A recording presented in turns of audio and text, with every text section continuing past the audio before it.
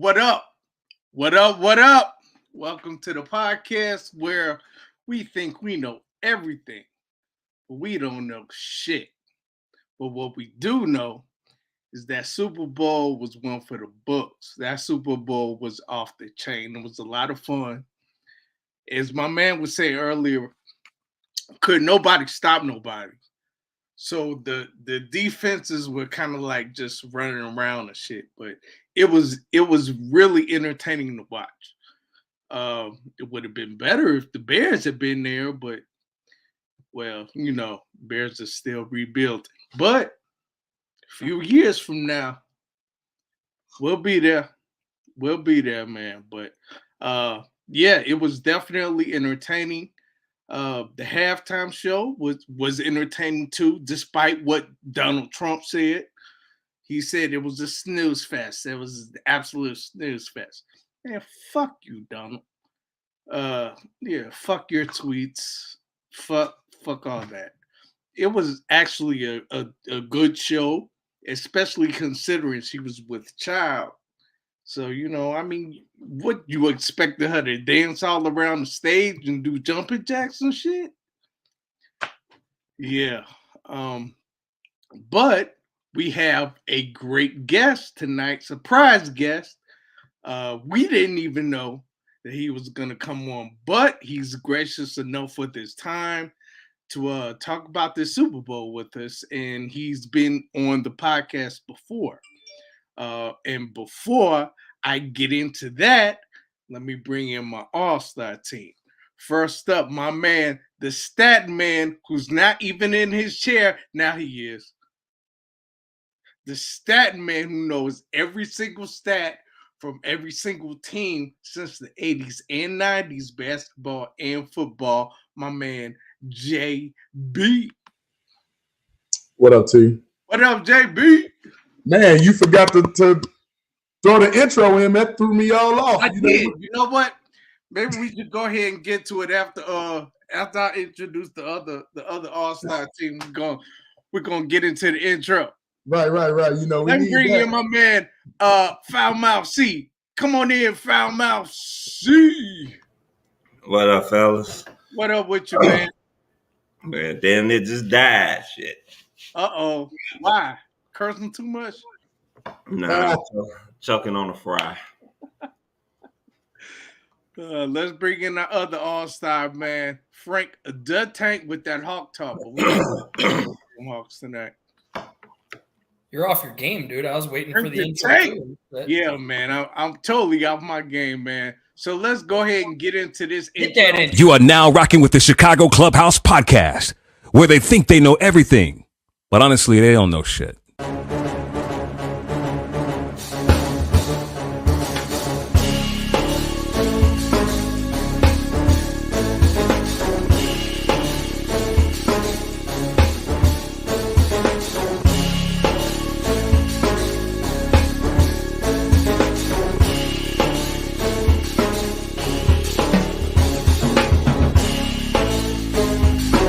These summer league games and they tell you about these new up and coming coaches. I think we should get rid of every motherfucking owner in Chicago.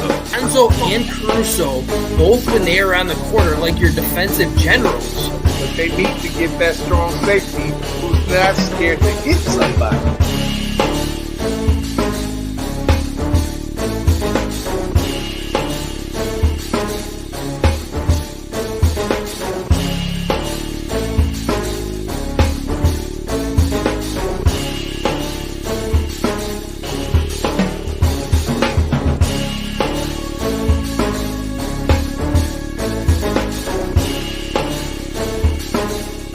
They really don't know shit.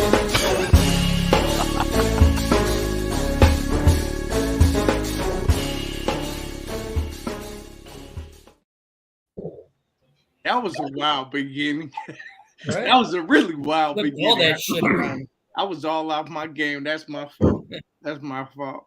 But, hey, T, before we get started, man, just like I got to shout out and do this real quick. Shout out to my alma mater, Michigan State. For those that don't know, there was a very tragic shooting that happened yesterday, and just a shout out to the university and the campus as a whole. Shout out to alums and shout out to the families, the 3 that were killed and the 5 that were wounded. Shout out to Michigan State. Prayers and love go with you. May peace reign supreme always. That's it. Well said. Well said. And also, I would like to welcome the viewers that are on LinkedIn. We are now streaming on LinkedIn. Welcome, fam. So we have an awesome guest tonight. A great football mind and just a straight up funny guy. I thought he was hilarious the last time that he was on the podcast, and we are lucky enough to have him again tonight.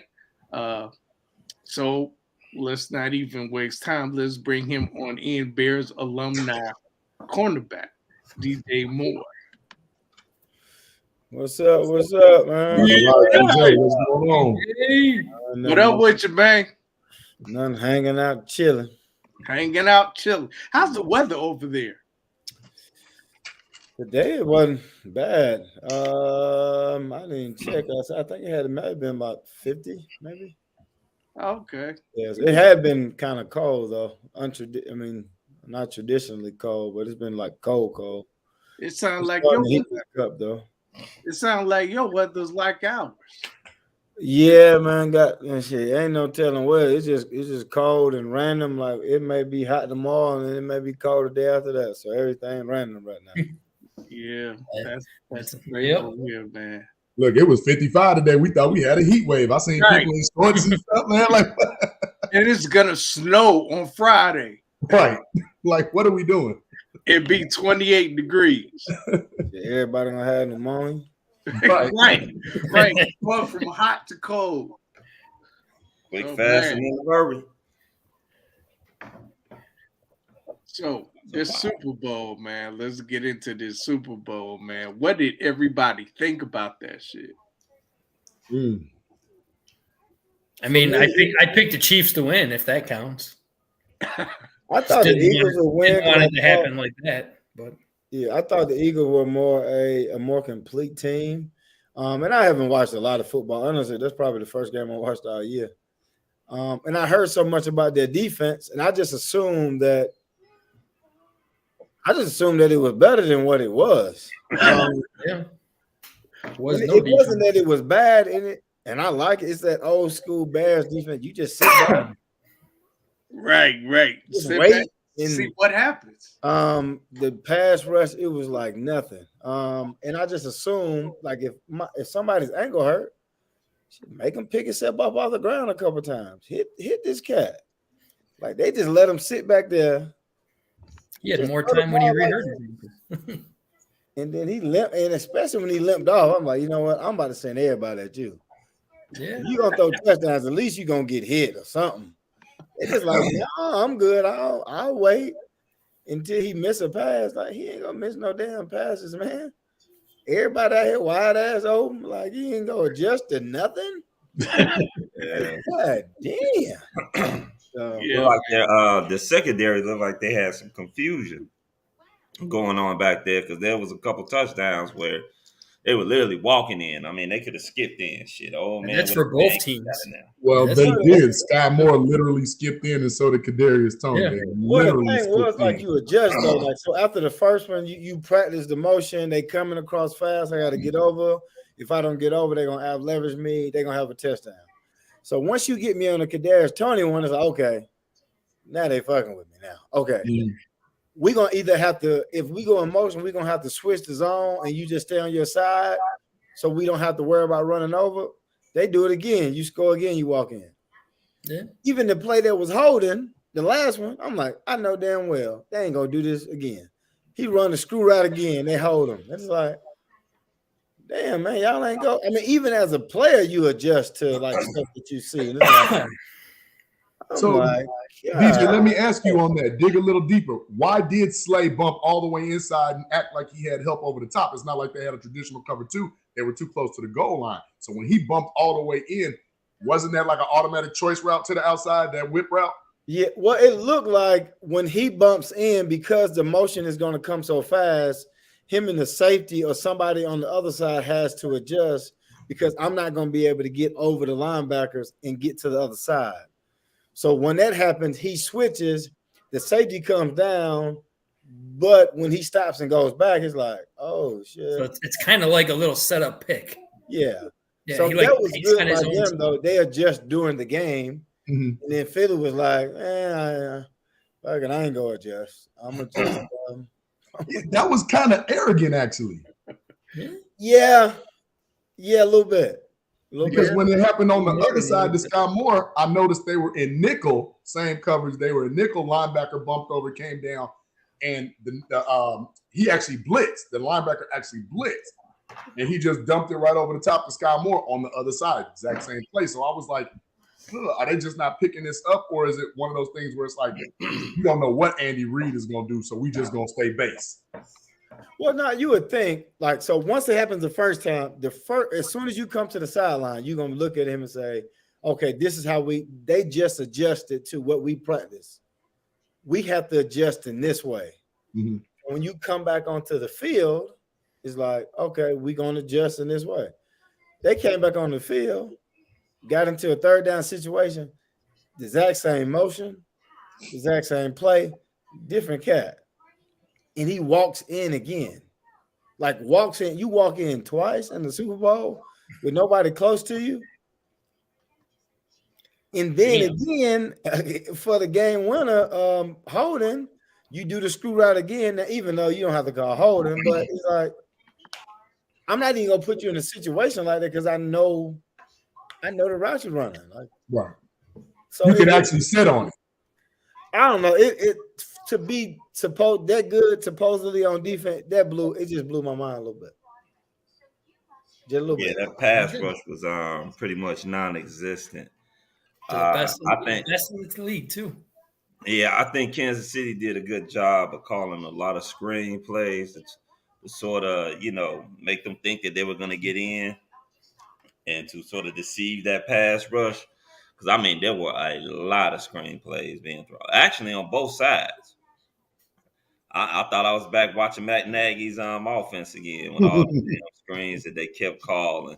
But their screens work. Huh? Yeah. They work. Yeah. I mean, shit. Now we know where Matt Nagy got it all from. You see, he's back over there. So, yeah, it was. I don't know about that last play. If I'm the ref, I'm probably gonna. You got to sit on that flag in my pocket. Yeah. So you're not calling that. Answer me this though: was that ball uncatchable? Because I kind of thought it was uncatchable, but it wasn't really a pass interference.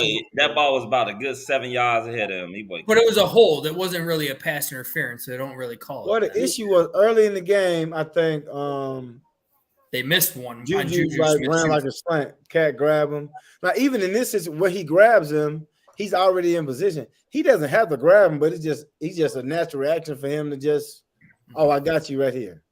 Reach out and touch someone.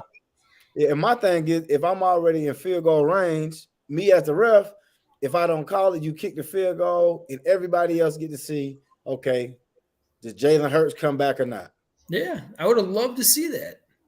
But I think part of that, it makes a good game go sour immediately. It's like, it's a good game. He called a flag. It's like, damn, now people talking about it's rigged again. Like overnight, it seemed like. So I don't know. Yeah. But I'm thinking part of that is because if you go back and watch the replay, they actually threw the flag on the very first hold. It wasn't the second hold once he had already turned up. So Pat Mahomes already recognized that and was already throwing the ball in that direction, almost like a free play. So it wasn't. He was pressured. He was pressured on that. I think he was pressured on that play. Yeah. He was pressured, but I'm saying he as soon as he threw it, he had pointed like, they threw the flag. And when they went back and showed one of the angles of the replay, the flag was already on the ground before Juju turned up. So the play, regardless if it had resulted in a touchdown or not, he had already thrown the flag on the initial hold. The bad part was that it made it seem like when he held him the first time, you saw the jersey tug, it was like, well, why weren't you calling that earlier in the game? It kind of seemed like earlier they were letting them play, right? And now all of a sudden in the biggest part of the game, that's when you want to put out pull out your whistle. That's where the only thing. I'm not saying he shouldn't have called it because it clearly was, but at that particular time is what's questionable. But you got to think too. Is like the biggest point in the game, right? All of a sudden, you literally just watching me. In order to throw the flag that early, you got to just be watching me. Because if you didn't do it early, like I'm saying, if you didn't do it early in the game, you weren't watching it. But now, you know what? I think you're going to hold, so let me just watch you. That's the or somebody came and told him, "Hey, y'all, Bradbury holding." It's some. I don't think they called a holding call on anybody. No.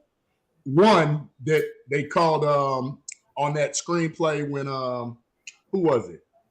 It was the weird because it was almost like a pass interference, but they called a pass interference. I'm talking about like you go a full game without an offensive lineman holding anybody. I don't think there was any offensive line. I don't remember. But you gonna spend your time and wait for this cat out here to like, and it's one like it's like at the end of the game. If it's a Hail Mary, everybody's pushing and shoving. There's no passing interference. Never. Right?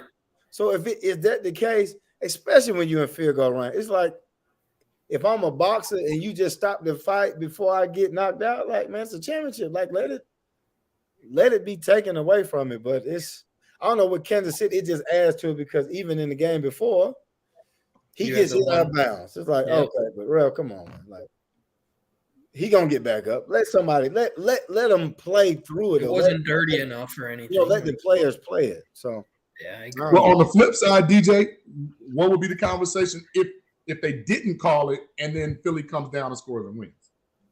But the conversation would be, you have a great pass rush, right? You have a good defense. You're supposed to stop them. Do you blame the refs though? Because either way, it looks like the refs are going to get blamed. You can blame the ref, but it's still two conversations. Now the conversation that we're going to have is, man, he didn't even get a chance. This cat essentially outplayed Mahomes, but he didn't get a chance to finish it off. I agree with that. Yeah, I agree with that.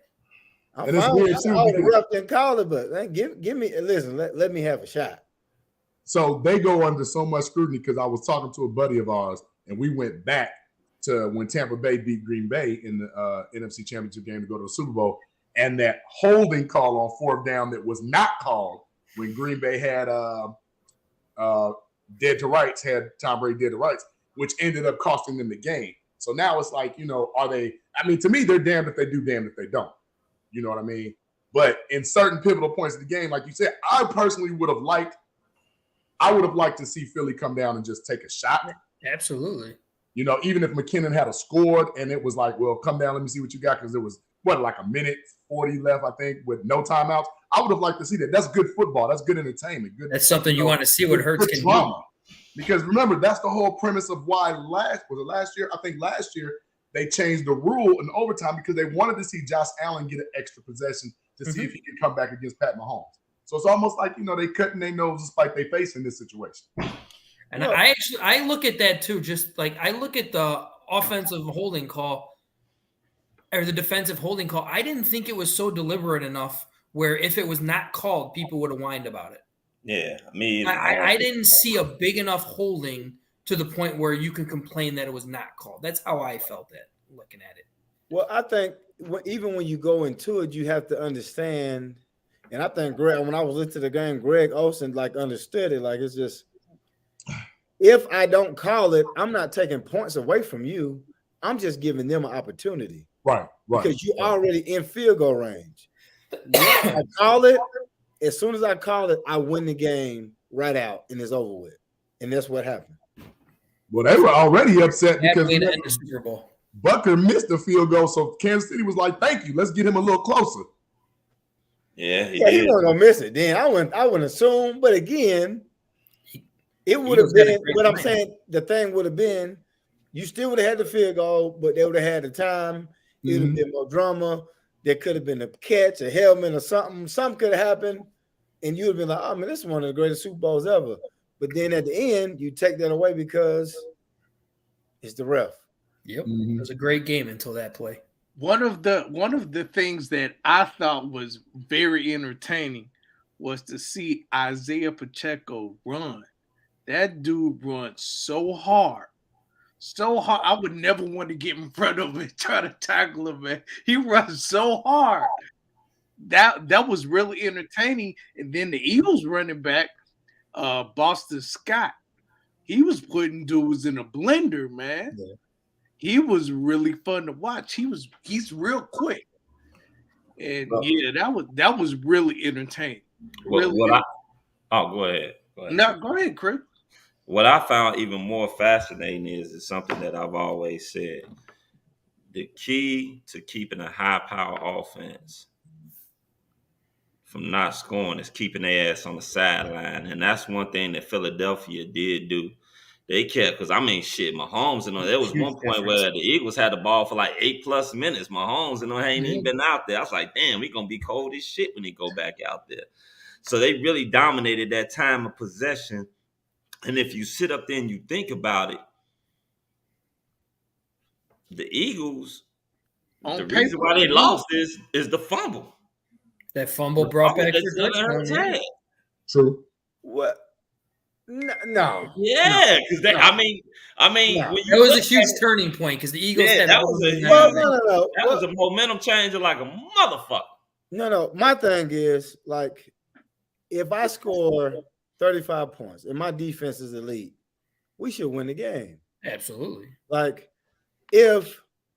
why is Travis Kelce ever in the end zone if you know he's the star receiver? Like in a one-on-one all the time. In a one-on-one. Yeah, that's not wrong. With your best corner, not with your best safety, with whoever else in the game. It's like this doesn't make sense. Bears so fans you go into the game, you got a full week to prepare, and you know that this player has to be taken away, and you're like, I'm gonna just let him run through our zone free.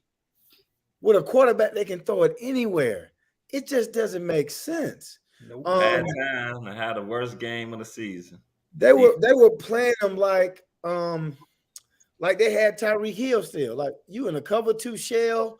Like there's nobody really that's blowing your top off. Now, No. They don't have that receiver anymore. Right? I know. What's the name? They do. Scanlon can run, but it's not like Tyreek. He's not no Tyreek Hill run. So at some point you have to come down and say, listen, we're gonna test your ankle out, and every time we tackle you, we're gonna try to twist it, slam off your foot. It was none of the only time he got his when he ran on his own, when he just didn't have nobody to throw it to, and then he ran and like you just have to. Well, that's pure arrogance to me. Yeah, that's all. So that's what we're saying. And then even to go in the halftime to come back out and be like, man, I'm gonna do this shit all over again. Yeah, because I mean, when you kind of think about it, and that's where I think some coaches get into their own heads and the arrogance. First of all, we know you've been doing it the whole season. I mean, you came to probably second to only the 85 Bears as far as when it comes down to sacks or third or whatever. At all time. You know what I'm saying? When it comes down to sacks, because your front four usually gets there and it gets there majority of the time, it didn't. So now you have to make adjustments. You got to sit up there and adjust. You're not getting there with your front four. Tell you the truth, one reason why I thought the Eagles may win was because of the pressure of the front four. We've seen what that's gone and done to Pat Mahomes. That and Mahomes' ankle. Once before when he got pressure put on him by a front four, that his ass was kind of rattled. So they didn't get home. He ended up beating them. It is. I still don't like the play at the end. Let them play. If I'm the ref, I'm keeping it in my pocket. See what Jalen Hurts got. Maybe he throws a touchdown. Maybe he gets him in field goal range. Maybe he doesn't. Maybe he throws a pick. I would have loved to see it. But unfortunately, we won't. And we didn't. Well, I want to go back to something that you just mentioned about the pressure, because every prognosticator, so-called expert, or even casual fan, all they kept hearing about was Philly's front four, Philly's front four, Philly's front four. Let's take a look at what the front five for the Chiefs actually did, because for the most part, Mahomes was pretty clean. And for them to, we go back to the Tampa Bay Super Bowl where 3 of their starting linemen were hurt, and you see what that does. Now you see what rebuilding and actually putting some anchors on that line can do, i.e., hint, hint, pose what we need to do for our Bears. But talk about that a little bit, DJ, because they didn't get one sack, not one. And they were the most. They had the most. He hit like once, really. He was only hit once in the You got to give credit to how they designed the offense. You know, they'll go no huddle sometimes, but really you got to give credit to the running back, Pachenko. They couldn't stop him either. That's true. Like every time he got it, it seemed like he was just gashing it. Yeah. So when you start to see the running back running now, I can't go wild out of my lane and just be all pass rush. Now I gotta actually, if I ain't in my gap responsibility, you did, yeah, it's gonna be an issue. And then when they get in situations, boom, here comes the screen. And then there's another situation, you move the pocket, and then my tight end is everybody was just running so free. I mean, they was open right away.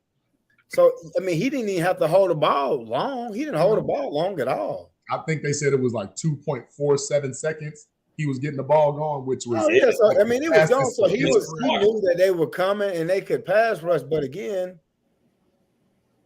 like my running back is getting all the yards he needs. My tight end, my receivers are wide open. I don't even need anything. Now and then also the field. If you try to run fast, you was going to turn into an ice skating rink. I'm trying to tell you that field was terrible. All that money in that, Did they paint everywhere? They put a lot of paint on that field. Hey man, like what are we doing? Arts and crafts? Come on. Listen, there can't be no more paint on the field. If it ain't the NFL logo or the end zone, you just gotta leave it all grass and put like the freaking pictures that you only see on TV on the field. I don't know. You got to do something because you talk about the 3D hologram stuff. Yeah, like the hologram stuff. That's what they should do on the field. You want your advertisement hologram that shit on there. I mean, it seemed like they put green paint on the goddamn on the fucking turf part that's supposed to have been on there. Like it's green paint everywhere. It doesn't matter what they did. You make one sharp cut, you fall. And that was on both sides. I mean, I can't sit up there and say it helped one side more than it helped the other because it happened to both teams, unfortunately. And I think Kansas City did come through with a great game plan. They got the ball out of Mahomes. Because I tell you like this, Mahomes like to take these shots. How many deep shots did he take? He took a few. He took a few, but not as much as he usually does. He had two technical passes over 15 yards, and one of them was a catch, and it got more than But the first pass to Kelsey was 20 yards. Jalen took way more. to kill a pass rush, run screens, and get the ball out real quick. And I mean, I'm gonna give kudos to Patrick Mahomes in that ankle, man. He there was man, fuck that ankle. I don't believe that shit. Don't believe that. The way he came out that second half, that shit looked. It was like unbelievable. I mean, tell me this: they do get that shot, and when they get that shot, they don't feel shit. Hey, listen, come on. Hey, help me out now. Did you see the way he was walking? I did. He went from like 25 to 85 in like 2.3 seconds. Yeah, I agree. And then he went back to goddamn 13 years old, and about 10 seconds later. Man, what the hell is this? Like he ain't gonna be able to walk out the field.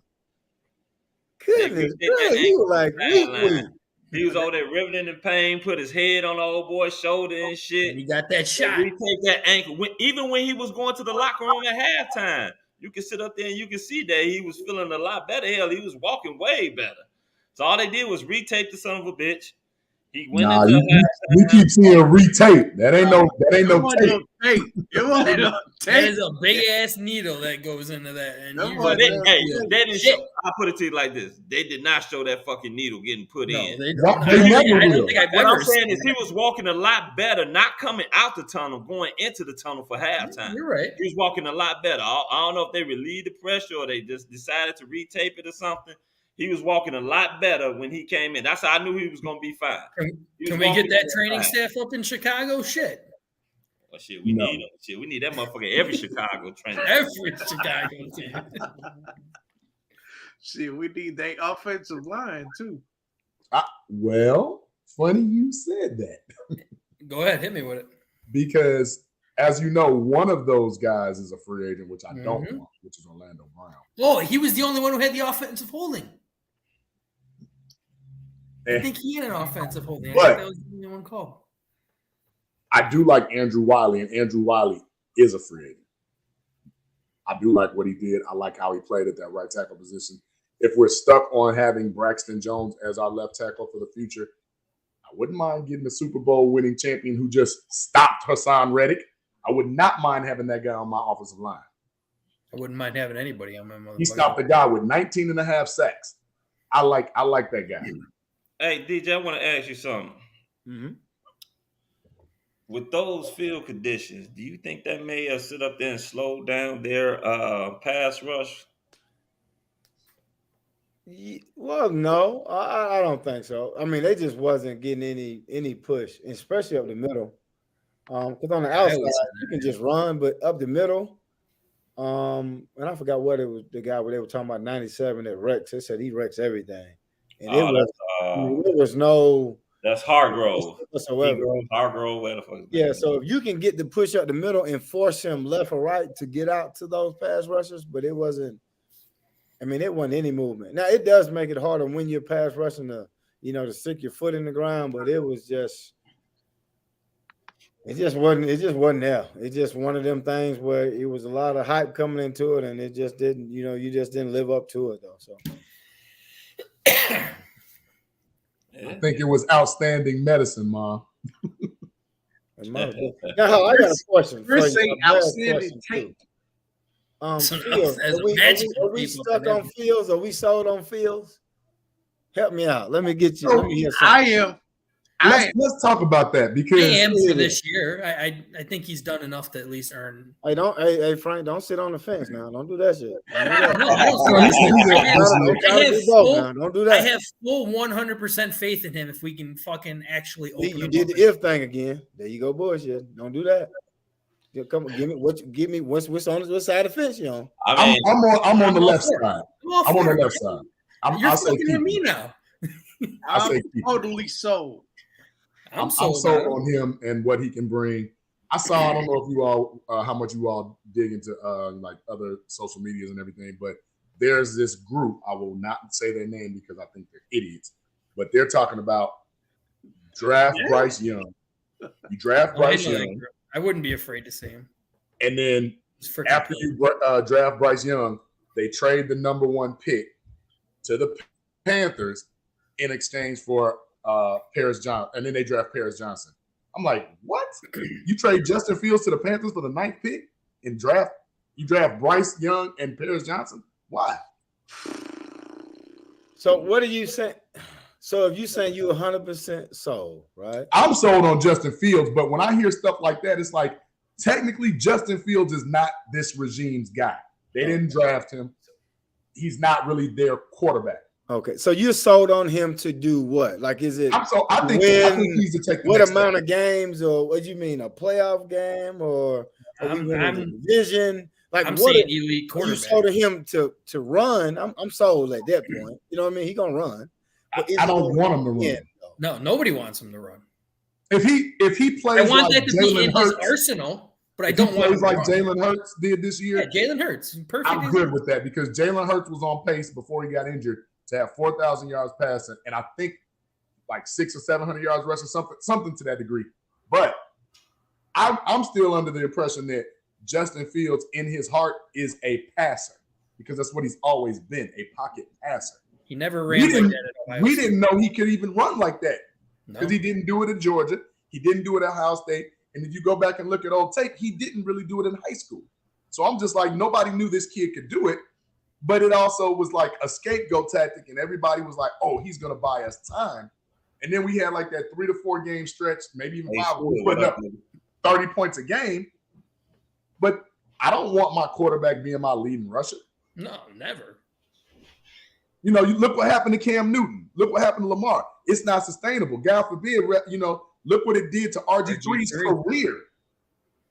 And I'm not saying that you shouldn't be able to run. I'm not saying that that's not a dynamic part of the game. But to sit up there and you have our leading rusher and that's the offense, you run it, Cam Newton's shoulder ain't been right since, man. So I have faith in Justin. I think he's our quarterback. I don't have faith in Luke Getsy. We knew that was coming. My thing is, I don't see the faith that you have now, right, is off of him running. It's not off of him passing because he hasn't shown that. No, I've seen some good passes. I've seen some. No. You ain't seen enough of it. Wait. Hold You telling me that you seen an NFL quarterback make some good passes? No shit. When he was able to throw the ball to somebody, like I can throw the ball. So you're telling me that you've seen him consistently pass the ball where you're confident to say, like, he can do this. There's no way that you can say that. I need to see a little more because there's other variables. But when it comes down to actually throwing the ball, I mean, Josh Allen was doing the same thing in his second year. I think. I don't think Josh Allen that good either. I don't. I'm just saying. But you know what? Well, I'm just saying. In comparison, he got more in common with Frank than me and you do, though. I gotta call my guy DJ out. I got it. I gotta call my guy DJ out. Hold on, DJ. In the very beginning of this podcast, you said, "Man, this is probably the first game I don't watch this season." But you're saying now that you've seen enough of Justin. I don't. I'll go ahead. You good? I'm sorry. I won't cut you off. Okay. So if you haven't even seen Justin throw this season, how can you say that? Yeah, he ain't. Well, now I don't watch it, so I go when I do this. I either watch the highlights, which is awful, or I check the stat line. So like how much did he throw for? He may have 200-yard rushing, but he threw the ball 11 times. Come on, man. But that's the thing, though. You're only throwing the ball 11 times. You're not throwing the ball 30 times and only completing 5 passes. Hey, on paper, his stats percentage type wise, he's pretty good. On paper, you got it. Come on, just think about it, right? Just think about it. If you ask me to throw the ball 11 times, how confident you are that I can throw it? No, I agree with you on that. Well, that's why I say there's caveats to this, because I look at the play calling, I look at the ineptitude of the plays being called. Then I look at if you have this monster in Claypool, but yet you don't throw him the ball in situations where he's effective. That's not on the player. That's on the coaching and the play calling. Where I'm looking at Justin being more dynamic is when I saw, check it out, when I saw that game against Miami, I was like, he was throwing it, he was running beautiful. And that was a pretty good defense for as far as a barometer. Now, I'll take you back to last year. He had a game where I want to say Pittsburgh, 292 yards, 3 touchdowns and a pick, something like that. So I saw him play against pretty solid to elite level defenses and have success. The problem is I don't think this play calling is suited for what Justin does best. I keep saying Cam Newton. I saw Cam Newton rookie year pass for 4,000 yards because they let him throw the ball. I don't see Getsy like 21 times, 22 times. That's not enough. Then no 50-50 balls, no slants. You're not letting your 6'4", 230-pound receiver get big. With a horrible offensive line, no slants. 6'4", 200 something. But that's why you run slants. You run digs, overs, what you call screw routes, like DJ said. I don't see any of that from this play caller. Slants the motherfucking Chiefs ran. Motherfucking. I don't see it. There was like 18 slants in that game. I don't have like a quarterback and back. I played quarterback in high school, right? And it doesn't compare, right? Now, again, I can run, but I could throw. Like, if my best friend wanted the ball, you know what I would do? What? I throw his ass the ball. There He literally look at me and say, "Hey, man, you throw me the rock?" Yeah, hell yeah, here you go. Get you a tub, baby. Tell your girlfriend I say, "Hey," right?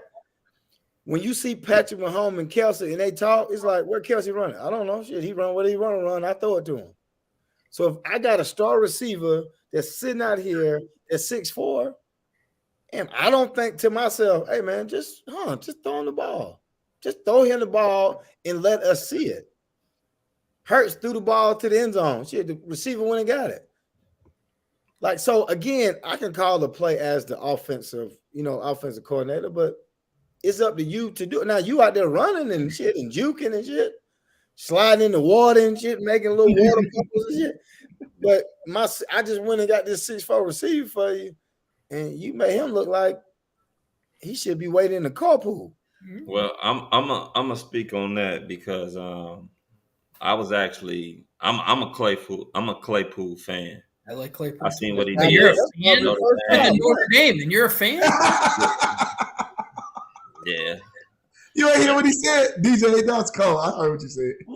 DJ's got some comeback. You said that's your first problem.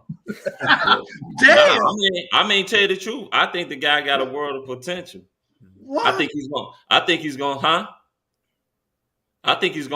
going to show out next year. I think once he gets comfortable with Justin, he's going to show out next year. He's going to make everybody that was sitting up there talking about, the Bears traded the second round pick for fucking Claypool. He's going to make them eat all that shit. I can't wait. I got receipts. Stir that motherfucking shit up, put some seasoning in that motherfucker and eat it.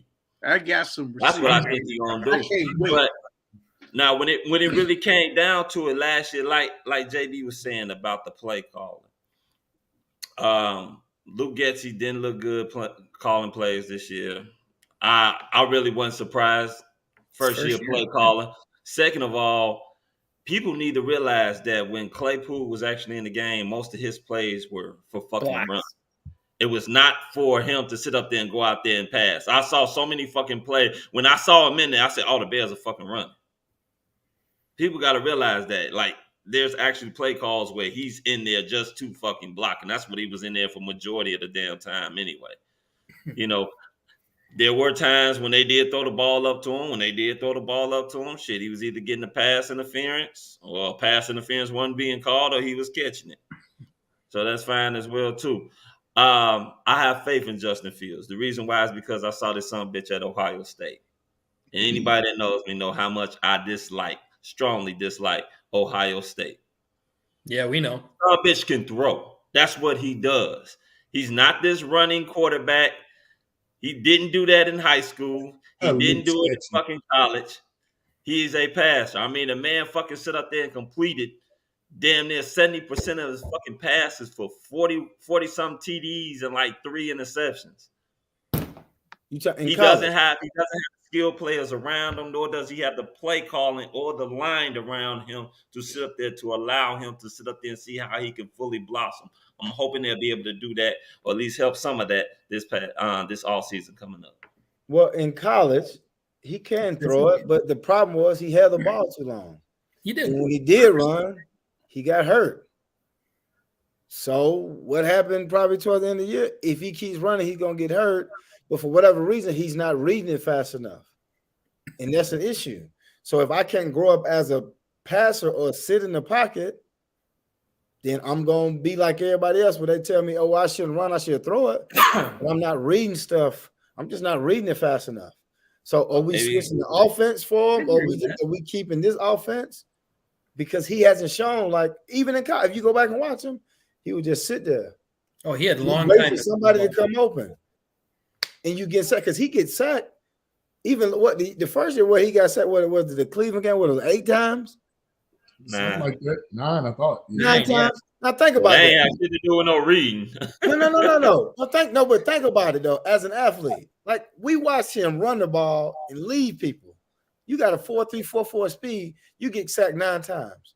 The issue is up. That's the issue up here. Like you're not gonna sack me 9 times and I'm faster than everybody out here. It doesn't make sense. You're not going to take him to toll. That was his first ever NFL start, too. He had 0 games. No, man. We talking about football. Man, you've been playing football all your life. Remember, he had the same playbook as Andy Redheaded Dolphin. Of his passing was complete. He had like 4 interceptions. Yeah, that was Matt Nagy with his play calling. Yeah. That motherfucker, the minute. And then let's not even go out there and get sacked. Just sit there and get sacked when you an athlete. Yeah, hell, you can't fucking run. Shit. The thing is this: when you got 2 motherfuckers coming in on both ends on your ass all game, yeah, you gonna get away, right? Yeah, because that's what was happening. He had Myles Garrett coming in on one end, fucking Jadeveon Clowney coming in on the other end, and whoever the fuck wanted shit. My mama coming in through the middle. Goddamn it didn't fucking matter who it was. They were coming, and his ass was getting tagged. But I'll always come back to the offensive line. Don't adjust though. But again, so if I get the ball and they rushing here, like I'm gonna adjust. So for instance, you think the play calling would? You would think the that's what I was gonna say. The play calling should adjust to get the ball out fast. And then the crazy part about it, the national pundits actually sit up there and said that Matt Nagy should have been fired after that fucking game because they're all sitting back there quarterbacks. There were quarterbacks sitting up there saying, your head coach, your play caller did not fucking adjust at all. He just sat back there and constantly kept letting that fucking kid get killed. But every offense has something set in where it's a read here. There's a first read, another level, and then another level. Like, so if he doesn't read it fast enough to where, hey, get the ball out now, then is that Nagy's fault that, hey, man, you didn't get the ball out? Or is that his fault? If you're not running slants or anything like that to get the ball out quicker, that's not really going to. Now, again, on the thing, because we never get to see, like, okay, because we'll see from the quarterback perspective. Now, again, we don't know. Now, most of the time with Nagy, I can't lie with you. They would run like shit. Everybody would run to like 12 yards and stop. It was some of it was weird. No, that was his curl flat. But again, at some point, the quarterback has to take ownership and adjust and do something. Like if I'm in the game, I'm gonna be an asshole. Like, hey, go, you know what? I can't even hear you. Hey, goddamn, let me do something else. Well, he got to learn that though, DJ, as a rookie, because I'll go back and I'm not, just so everybody can hear me clearly, I'm not comparing Justin Fields to Patrick Mahomes. No. But Patrick Mahomes stated he threw for 5,000 yards and 50 touchdowns on a whim. He couldn't read defenses. He just recently said in the Super Bowl, he gave credit to read the line and the receivers because he said, I know I hold the ball too long. So that right there means the scheme, the script, just the off-script plays for one, as we know Justin can clearly make. But if your play caller is not putting you in advantageous situations, even if you say, man, damn, this play go deep, are they going to pull him? Like, does he have that cachet of like an Aaron Rodgers to be like, dude, I'm not listening to you. I'm doing my own thing. He ain't earned that yet. But the only way you earn it, you got to do it. So what makes Aaron Rodgers is not that him sitting in the pocket. It's him going out of the pocket and just pointing and throwing it. So but you want Justin Fields to be Willie beaming right now. But what makes Mahomes is not Mahomes sitting in the pocket. It was him going out here, throwing his sidearm. So again, if you're not an athlete, some people just have it, right? True. So if you don't have it, then shit, I'm like, hey man, trade you so we can find it. Because if you're not the it, then what are you wasting your time for? But what if you don't have it because of what you got around you, though? Like I say, he might not be that guy. He might not be that guy. Man, when you got it, it's just it. It's just a thing. Like it ain't no like, hey man, people ain't around me. No, when you got it, you can like see it, you can feel it. Yeah, but every quarterback had somewhat of a fucking it. Like I tell you, quarterbacks now that didn't have it when they first came out. A man that actually sit up there as one of the all-time leading passers in NFL history, Drew Brees. He didn't have it. He did have it. He had it. No. I'm talking about when he first came out, Drew Brees did not have it. He had He's talking about San Diego Chargers, Drew Brees. No, he had it. He got hurt. He had separated the shoulder. He had it shoulder, but he didn't have it. It wasn't like he wasn't lighting up the world. No, you got it. Amber got it. He got it. Hey, no, Drew Brees had it for a while, man. Like got hurt, came back, he still had it. Like for a while. I'll put it to you like this: if he had it, San Diego wouldn't have drafted Phillip Rivers. But if you're a quarterback, they drafted Rivers because he got hurt. Your arm that says I may not be able to throw it. Right, that's why they drafted Phillip Rivers. They would not have sit up there and drafted Phillip Rivers. But you got to understand too, though, right? Because now. Phillip Rivers, because he didn't win a Super Bowl, he probably won't get in the Hall of Fame, but his number says he could. No, he's going to be in the Hall of Fame. He had it. I think he's going to because his number said he had it. So if I got an it player that's coming in and one that's with a shoulder injury, I can easily say, hey, man, come on. Well, that's business. That's what that is. That's business. Yeah, but again, I see somebody that has like this thing. I won't say Drew Brees didn't have it at all, but I know the injury had something to do with it. But when I'm talking about, because sometimes you see throws by Justin and you like, damn, okay. So are you on the side of saying that you would trade for another pick or draft? I would trade because he has such high commodity now. I'll trade you because if we're rebuilding, just get pieces. You need that the league has shown that you can win with Brock Purdy. You can win with a lot of different quarterbacks. If you have Shanahan. If you got it around something. Well, that's what we're saying. Around, like we don't. I'm gonna be 100% transparent with you. I was not one of those that felt that Ryan Poles needed to tear it down to the studs, but then try to say that we're gonna be competitive and take the North next year. That doesn't make any sense. Like that's like you blowing smoke. You're a politician at this point. You spin doctrine, right?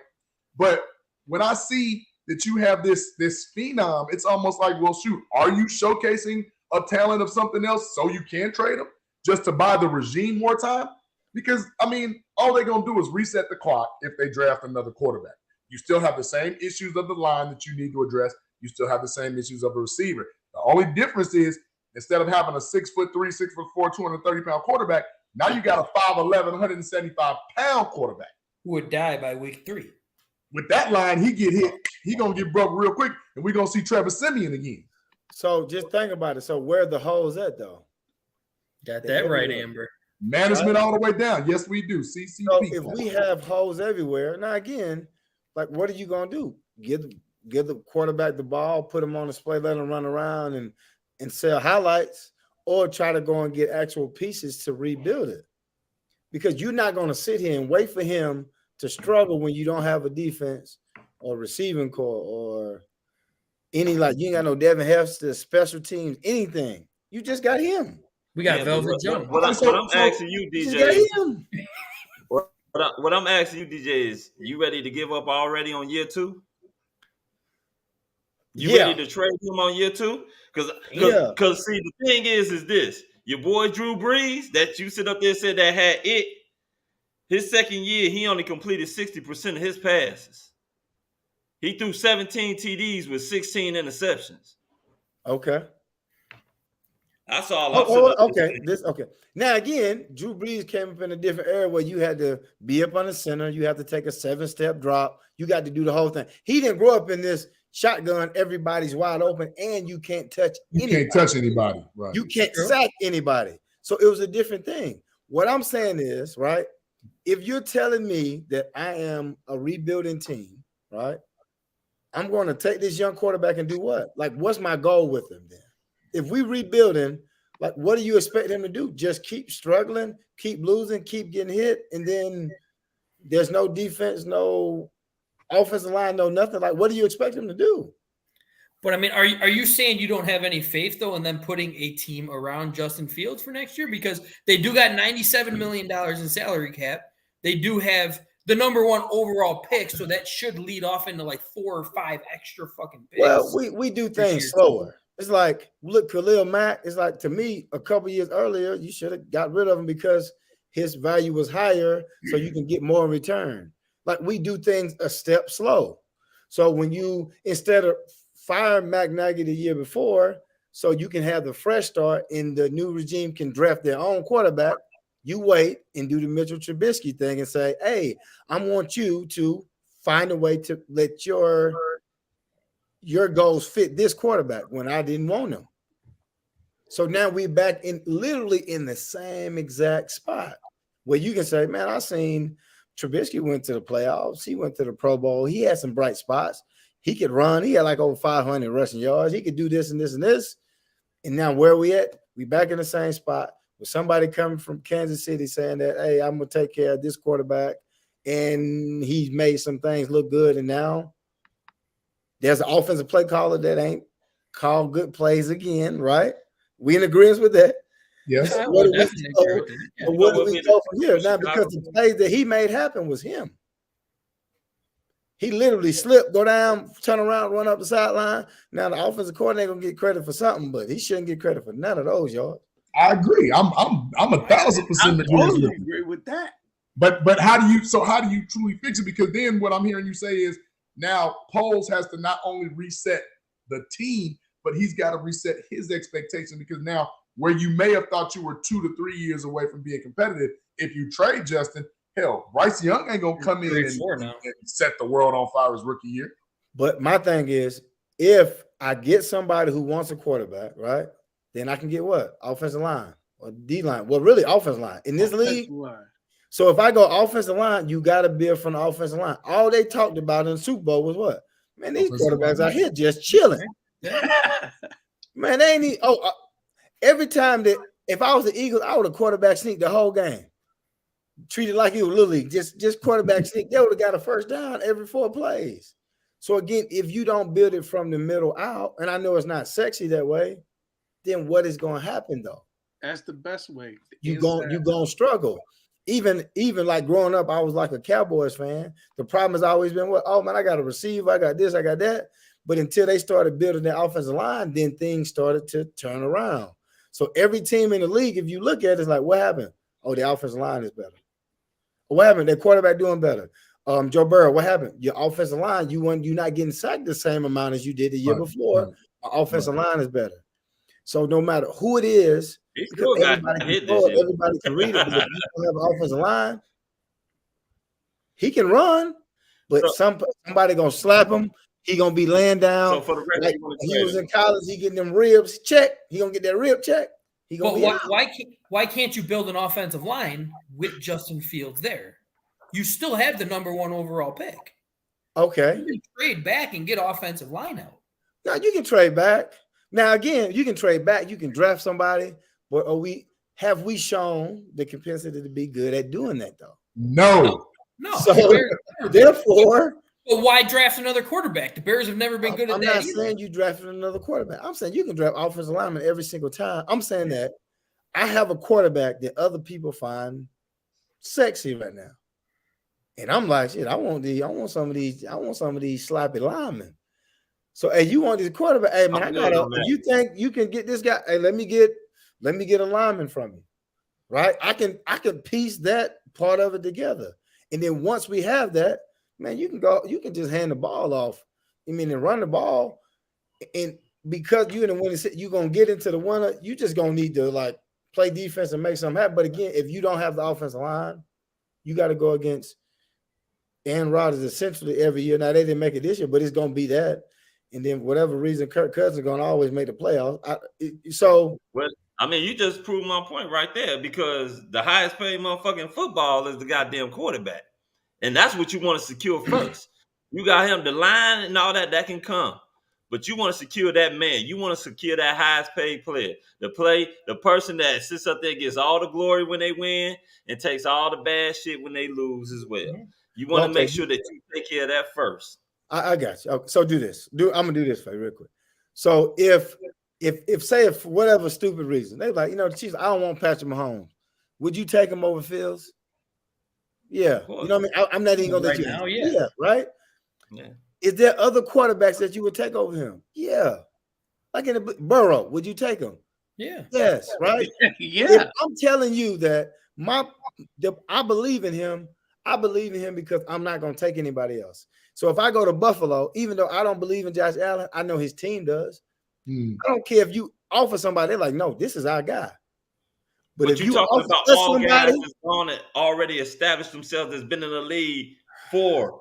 But Josh Allen ain't did much of anything. I'm just saying, Josh Allen ain't did much of anything. He just ain't. Shit, they went to the playoffs, yes, right? They went to the playoffs, but he hasn't done much of anything. He hasn't proved much of anything. I have a question. Love how you raise your hand like we're back in fucking grammar school. So you're saying that if you say to us, would you take Joe Burrow over Justin Fields? And we say yes. If we say yes, does that mean that we don't believe in Justin? No. Why wouldn't that just mean that we have common sense? No. See, if you have a player who's better, then there's a lot of quarterbacks who are better than him right now. No. But there's nobody coming out of the draft I feel is better than him. No. What I'm saying is, like, I'm married, right? I've been married for 10 years, right? If you show me somebody and say, hey man, would you take her my wife? I'm saying it's gonna be my wife every single time. Like, you gotta say that. Like, you know what I'm saying? I'm just telling you, that's my thing is. So I believe in you every single time in every single situation. So if I'm going to build my franchise around you, right? And if I'm going to build my offensive line and put my money into you and do all this stuff, then I got to believe in you no matter who else is offered on the table. And if you don't believe in it wholeheartedly, you got to sit there and tell me, like with open eyes and say, man, I really don't believe in him. I just believe in him somewhat. So can the belief not be so much on Justin, but more on what Poles can do for Justin? Yeah, but I know you ain't. Listen, you don't even believe in that. You just said that. You just made that up. You don't believe in Poles. Look at you. Say it again. You're right. Exactly. He don't believe in anybody on that. I don't believe in Poles right. right now. That's my point, though. So you know what Poles is? Poles is a hatchet man right now. That's what he is. So I don't believe in Poles, right? But I do believe in Phil. So how does that work?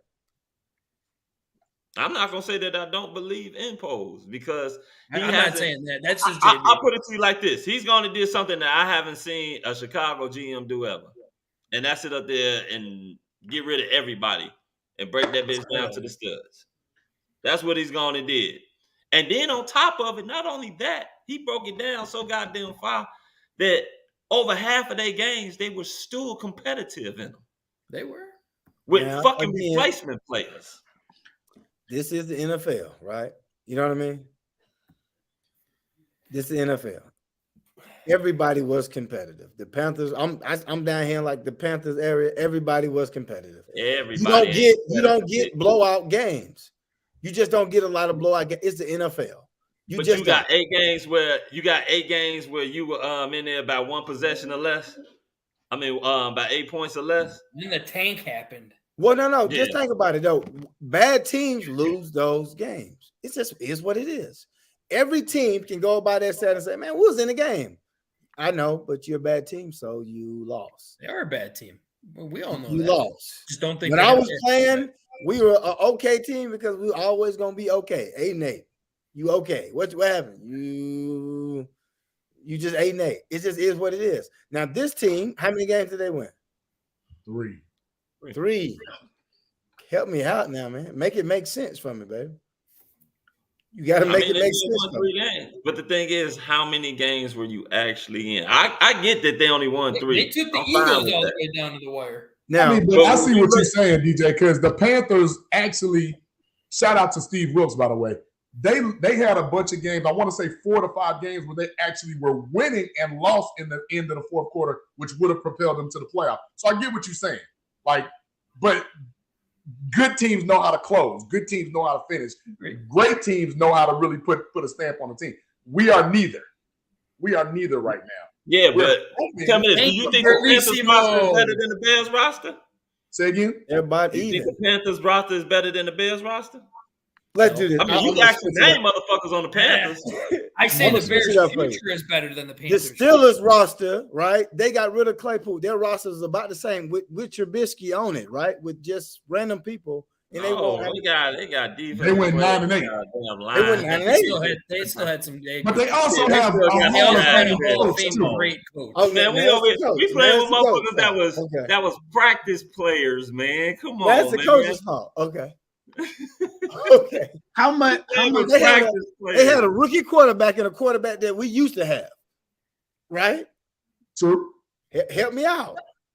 Tell me about the offensive line. A lot of good offensive line. No, actually, Pittsburgh did not have a good offensive line. They were middle of the pack. So as entertaining as this is, I know DJ said he's got a certain amount of time for us. So I don't want to spend the whole time talking about other motherfuckers because DJ had a pretty good career himself. Hell yeah. But before we get to that, someone in the chat was asking about when you were talking about players having it.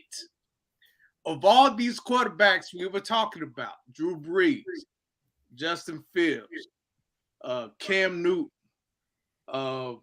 Jalen Hurts, who had it coming out of college? I would say I would probably believe more in Hurts than anybody else. And it was because once he went to Bama and then he got benched and then he got his spot back in Oklahoma and still kind of thrived. Like having that type of when you can go from one situation to another and still thrive. It's kind of like Russell Wilson in college when he left. Was it NC State went to Wisconsin? When you thrive in multiple situations, I know that it's you and it's not the system. Mm-hmm. That type of thing. Cam was out. He just was a big cat. I remember playing him at like Florida and stuff like that. But he was good. I think in the NFL. But I don't know, just certain cats that seem like to have that type of mentality where, hey man, I'm gonna just make it happen wherever I go. But it's hard out of college. It's hard to say though, really, because it be cat in college they look good and the pro they look bad, and in college they look bad and the pro they look good. Yeah, It's a crapshoot, to be honest. I mean, the only one I can from just more recent history that I can say had it and you knew he was gonna be it probably was Peyton Manning. Everybody just knew Peyton Manning. Peyton Manning had an awful rookie year though. He did, but we're talking about coming out of college. Yeah, coming out of college, Peyton Manning had it coming out of college. He was it, rather. Ryan Leaf was supposed to be it too. Ryan Leaf, but like DJ just said, I mean, shit. Everybody in college and was it's a different game. There's no question about that. Some people quarterback that won the fucking Heisman Trophy. Johnny Manziel was supposed to be it too. Remember? No, he was it. I know he lost. That was absolute sarcasm. Yeah, he lost it. He did. I guess in more ways. I just sit up there and say this. The reason why I think Justin has it because if we didn't have him, what would have been the score of some of them fucking games? Well, you won. You can't count on the plays though all the time. You won 3 games. If you didn't have him, you probably would have won 3 games. Let's be clear. Oh no, I don't think we would have won. I don't think we would have won any if we didn't have him. No, I don't think we would have won any game. You would have won 3 games. Yeah. Did you see what? Who? Who's our backup quarterback? Who would have been our quarterback then? It don't even matter. You would have won 3 games by default. We would have won those damn 3 games. You telling me I got an it quarterback winning 3 games? You just help me make it make sense, baby. What was Peyton Manning's record his rookie year? We won 3 games. That's true enough. He did win 3 games, but how many games? Well, hold on. His rookie, I don't know. Hey, Manning record. His rookie. I don't know. That was literally a question. I don't know. What was it? Peyton Manning's record his second year. Oh shoot, they went to the playoffs. I don't know. Shit, Troy Aikman sucked ass too. Make it make sense. Yeah. Don't bring up stats. I can't give up. I can't give up on somebody after 2 years unless they just absolutely embarrassed me. And Justin Fields didn't. Well, don't say that because Robert Saleh is about to give up on Zach Wilson because he wants to save his job. But that we got Zach another Wilson, guy. when you're talking about a guy who gave up on Zach Wilson because his teammates gave up on Zach Wilson. We got another guy who wants to jump in here and ask you a question, DJ. So we're gonna bring him in easy. How you doing, DJ? What's up? Big fan. Loved watching you play back in those 2010s, 11s, 12 years. My question is, obviously, you have a defensive perspective, and I've noticed you're ragging a bit on Josh Allen, which I understand. I think there's a lot of criticism of his game. I think he plays a lot like Favre did late in his career. But I want to know in regard to Fields, it's and I'm trying to say this as objectively as I can. It feels like he's just been he's been thrown into a situation with more obstacles than most other quarterbacks. He doesn't have that number one guy. When he and Darnell Mooney were syncing up. Once Mooney got hurt, that's when you saw Fields performing at a lower level. Claypool the same way, and that's when all these backups were kind of getting brought in there. And it's I don't know if I don't blame the offensive line as much as some of the other people on this panel do. But I'm just wondering. Are you smoking then? Who? Are you watching that cocaine bear right now? How the hell can you not fucking? Oh, no. I still blame the offensive line, but for me, it's more that he was kind of out of sync with his receivers. I phrased that poorly. To me, the offensive line was bad. His chemistry with the wide receivers was it was just way off because everyone kept getting hurt. Remember, in Pettis was scrubbed off the Niners. St. Brown scrubbed off the Packers. And it's just and that in addition to the fact that when you look at how Fields performed this season, he started off badly, but then the improvements came as the season went on. Is there something to be said about that? Well, the improvement came when he started running. He just ran. He struggled. Not only did he struggle back in camp. He struggled to consistently pass during camp. So if you can struggle to consistently pass during camp against your own defense, that ain't a world-beating defense, that you know what they're going to do each and every day, and you know their tendencies and all of that. And if you can still struggle, then like what is it? I guess my question is like, I'm less concerned about how we did this year. Coming into this year, first year in this no, but that's not fair. During camp, that's not fair. I'm not concerned about how he did. I'm not concerned about how he did during camp. JB, go ahead. Let him touch on that, DJ, because if I think I know where you're going, because he struggled with this offense this year. True, because Herb stated it when we talked to Herb early on in the year. But last year, towards the middle of the year, Nagy had said, "Wow, he's picking up." So he was actually throwing better halfway through the season last year under Nagy, where now this year the new system came in and he had to start all over again. I think that's not fair to the kid. It's like, because as soon as you just started getting rolling with one system, bam, you got to learn a completely different system too. And I know what you're saying. If you can throw the ball, you can throw the ball. But maybe the language, the I don't know. I'm not trying to make excuses for the kid, but I've seen it too many times where some quarterback has been like labeled a bum, and then he goes this place and he sets the world on fire. I was like, wait a minute, was it really the quarterback or was it the coach? Was it the situation? Was it the circumstances? And I also just to add to that, my whole point is I'm less concerned about how he did in training camp, and I'm more, the reason why I'm encouraged is because during the regular season, that's when we started to see him picking up. And yes, a lot of that was because they were doing things on the ground. You didn't see during the regular season, so don't ask about that. You ain't see it. Didn't watch any of it. Now, JB, you the stat guy. Tell me what his stats was per game. No, so he had just a little under 3,000, over 3,000 yards. But his touchdowns, if you go combined, he had over 20 touchdowns, 13 turnovers. The problem is, DJ, in my opinion, was the attempts and quality attempts. You can have a play call, as you well know, 30-something dropbacks. That don't mean he gonna throw the ball 30 times, right? But in this case, when you see constantly 11, 17, 18, 22, but then the passes are 2-yard dumps, wide receiver screen. They're really not stretching the field. So his numbers are going to be in a vacuum to whereas, let's just say somebody like I'm not going to use Josh Allen, somebody like a Justin Herbert is literally throwing chunk yardage.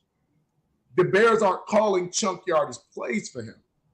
And that's why I say if you give him a more adequate line with some better play calling, because we know your best friend as a receiver is a solid line, a great tight end, and the word called yak, yards after the catch.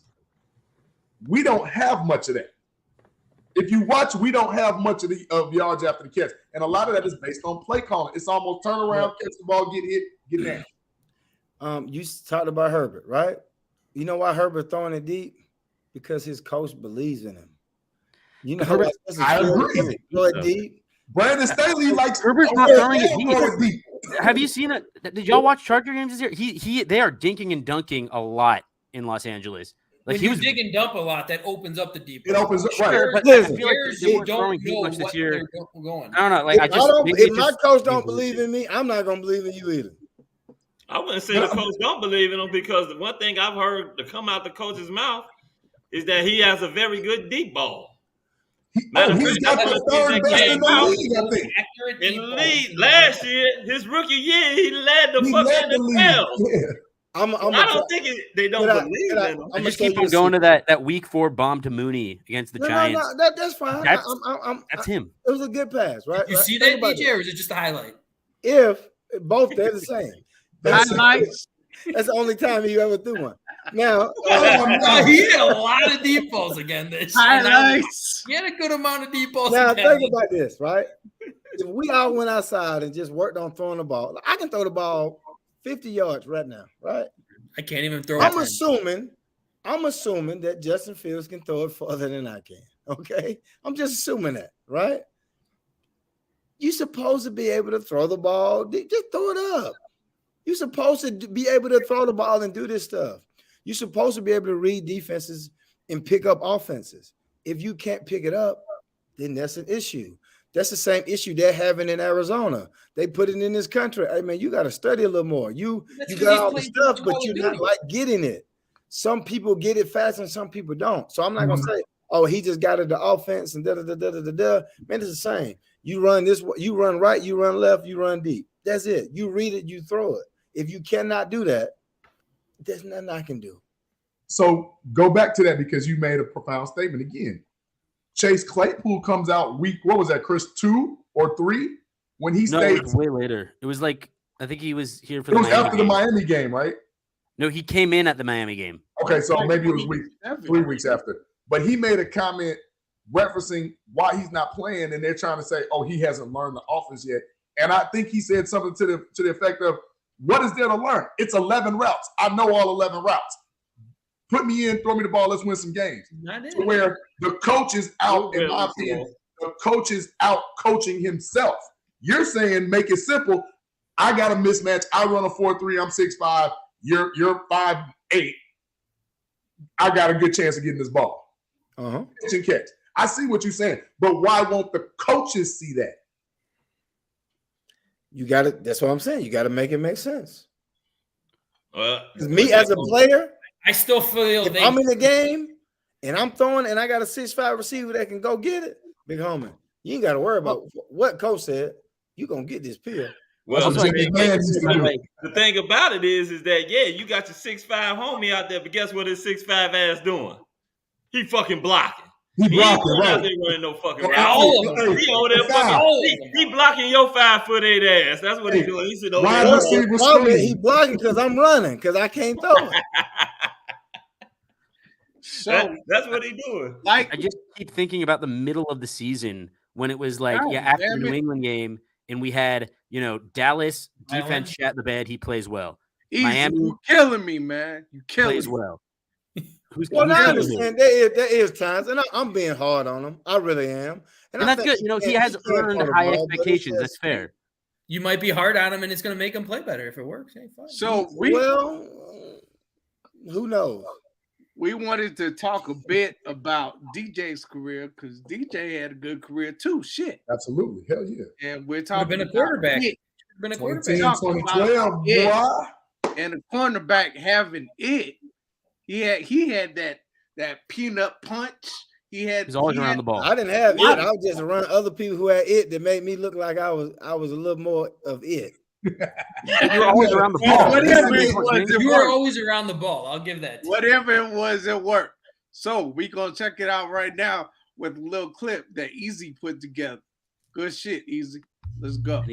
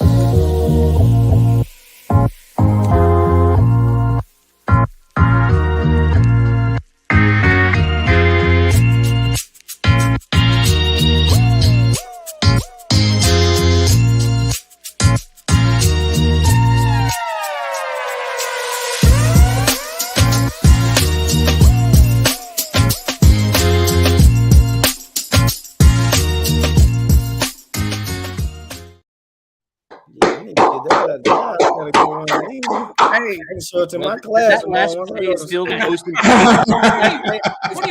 impressive play I've ever seen by a corner. I don't know how you did that. Did you pick Tony Romo on those fucking highlights? That was dope. Yeah, Tony Romo always been trash. Hey, did Nathan Vasher get credit for that tackle?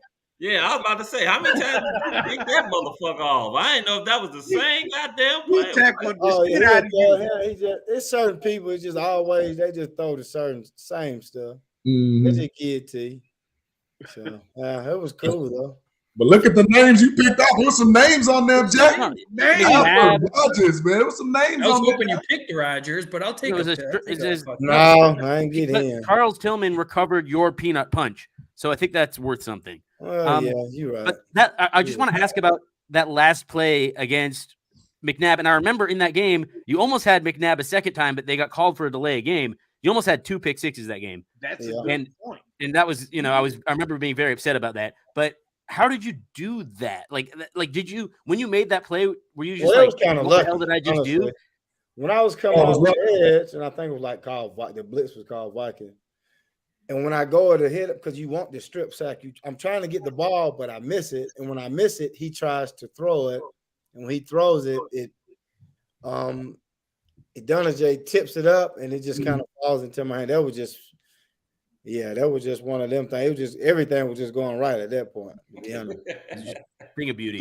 A question from the chat from my guy Berlissimo. Going back to the conversation that we were having earlier, I think you said something along the lines of when a cornerback makes an interception, it's usually the result of a bad quarterback pass, a bad play. You had a lot of interceptions. Were they all bad passes by the quarterback? Yeah, well, honestly, because they're not throwing it to you. In the slogan in the DB room is tips and overthrows. If you're just around the ball, because half of mine was just tips. Like, oh, you tipping it. Oh, appreciate it. Oh, you shortchanging yourself. No, I'm Wait a minute. I go to defense. Also, if you look at the scoreboard, those eyes well too. timed, I must say. Well, no, it's in certain situations you have certain people. So if you play in Detroit, if Megatron is close by, just be close to him. You'll get interception. So it's just certain situations. And then if you study enough, and even with, I think it was with Tony Romo, it was what was his name? Yes, Bryant. Miles Austin was in the slide. He was gonna do the little bender right, and I can see it. And I had studied it so much. It was a lot of game film, a movie, and everything was in slow motion. I'm like, damn, he really throwing this ball, and I can just feel like I can move the people. So you just understand, and I just understand. I was good at zone, I was perfect at zone. Man, you can tear my ass up, but at zone, you need to go the other way. So it's just knowing what you do well, and I was just really good in this particular style of defense. So you just got to know what you're supposed to do and just do your job. So then it's not always the quarterback making a mistake. It's just you stepping up and knowing what your job is, right? Well, yeah. Well, the quarterback has. So in cover 2, if you throw a check down to the running back should be open every time. You said tendencies, right? Huh? You said tendencies. You said a certain percentage of that ball was going to Miles Austin. So but again, the route too. I know which routes I need to cover, and I know which ones make it harder. So for us in cover 2, Urlacher, especially when he was a little older, he had to run up the middle of the field. That shit was hard sometimes. So instead of having him run up the middle of the field, we would switch, and I would be the one. Once the receiver went deep up the middle of the field, I would have to turn the run, and he stayed. So we would make slight adjustments like that or whatever. So you just had to. And again, you practice all these plays. Right. You know what they're going to run. Now, they might throw, trick some plays in there that you're not used to seeing, but you just got to adjust to that. And then sometimes some players are just better than others, and shit, they just good, and you just got to watch them score sometimes. I want to ask about that real quick because something unique to the Bears of the 2010s, 2011, when you were there is y'all had the challenge of facing one of the best running backs, receivers, and quarterbacks in the NFL, Adrian Peterson, Calvin Johnson, Aaron Rodgers.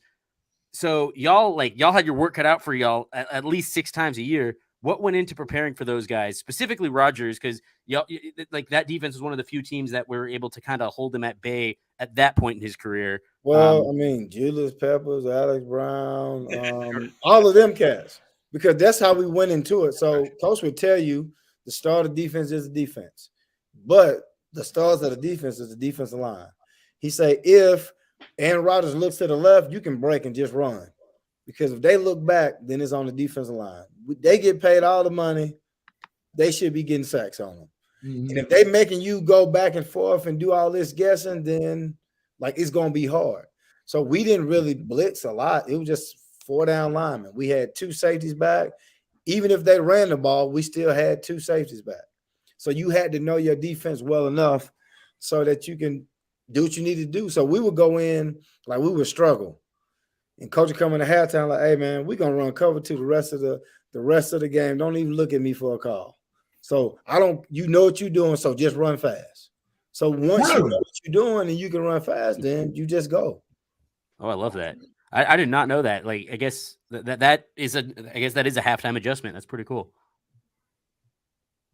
So another question that we have from the chat from my guy King, he was asking, when you played in that 2010 through 2012, those defenses, how comfortable were you knowing that, okay, he gonna do his job, so I can fall back?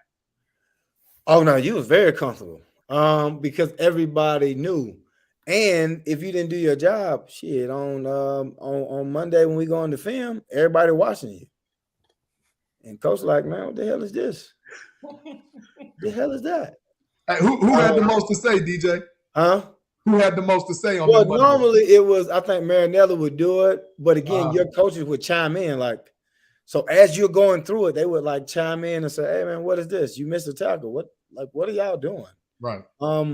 Or they'll not even talk shit to you, they'll talk shit to your coach. Hey coach, do you see him looking terrible? Why does he look like that? You're like, holy shit. Damn. You know what I mean? Like it's like, so once you went that next day, man, it was serious.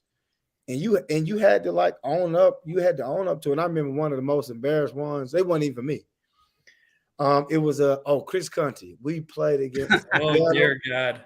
Oh God, he lined off the. We would not see him on the screen when he was playing. No. It was just the most embarrassing thing. So he is. He played hard.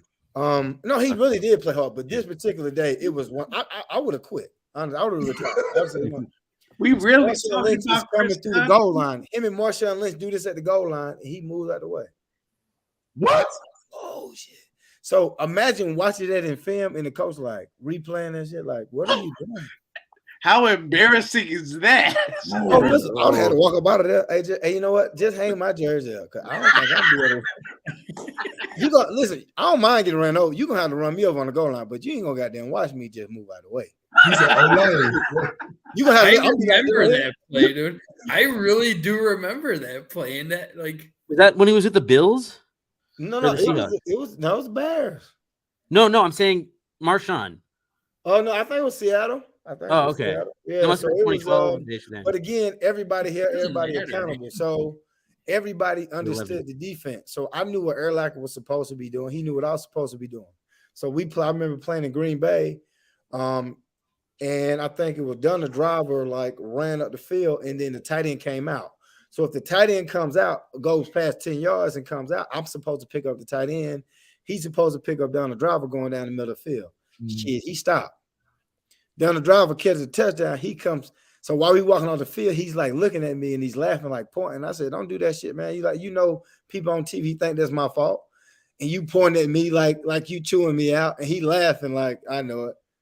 But it'd be stuff like that where it's like you still respect the fact that, like, man, you just know what you're doing, but don't make me look bad now. Because I know they're not gonna point at me that shit, you the Hall of Famer. They like, oh yeah, he telling the young buck what he need to do. Like, hell no, that was his fault. That's amazing. Hey DJ, we got a question. I don't know shit about this, but we got a question from the chat. Okay. Did you go to school in the L? The hell is Polk the L? County. We breed the best poke. I don't even know. Well, no, we got there's some. I'm in South Carolina, Polk County, and I'm not sure if that's the same one, but it's like on the border of North and South Carolina, which is probably about 45 minutes away from me. So I didn't go to school in Polk County. I do know what Polk County is if that's the same Polk County. Polk. Well, Polk High up in here in Illinois. Polk High, Al Bundy. Are the kids in the bed? Are the kids in the bed? Oh yeah, no, they sleep. Okay, good. I don't want us to be keeping you from nothing. Oh no, it's fine. I got lessons. I still got to stay up and get my lessons plan ready for tomorrow. I'll be fine. We got I do girls basketball. We got Oh, sick. Playoff game, first round playoff game tomorrow. So. Oh wow. High school, college? Congratulations, man. High school. Nice. That's Oh, I hope you win it. That'd be great. All right, so on the chat, DJ, we have the L was Lakeland. Were you in Lakeland, Florida? Yeah, well, my dad is from Lakeland, Florida. Okay. But I mean, that's about all I know about him, really. So we kin to each other somehow. But no, it says online. It says you're from side Lakeland. is from Lakeland, though. Okay, yeah, it says online. It says you're from Lakeland, so that's why. It's weird. I was born in South. I don't know why they always said that, but I was born in South Carolina. I always say don't trust Wikipedia. Was born in Florida though, So do you still talk to any of the guys? Earl, I talk to Earl all the time. I'm actually going down to Nashville, to hang out with him probably I think next weekend. So I talk to Earl pretty much. Are you serious? Earl Bennett? I'm going to Nashville. My daughter, she's at TSU. So okay. MTSU? I'm going down there to Tennessee State. Yeah. Oh, maybe. Right. Maybe.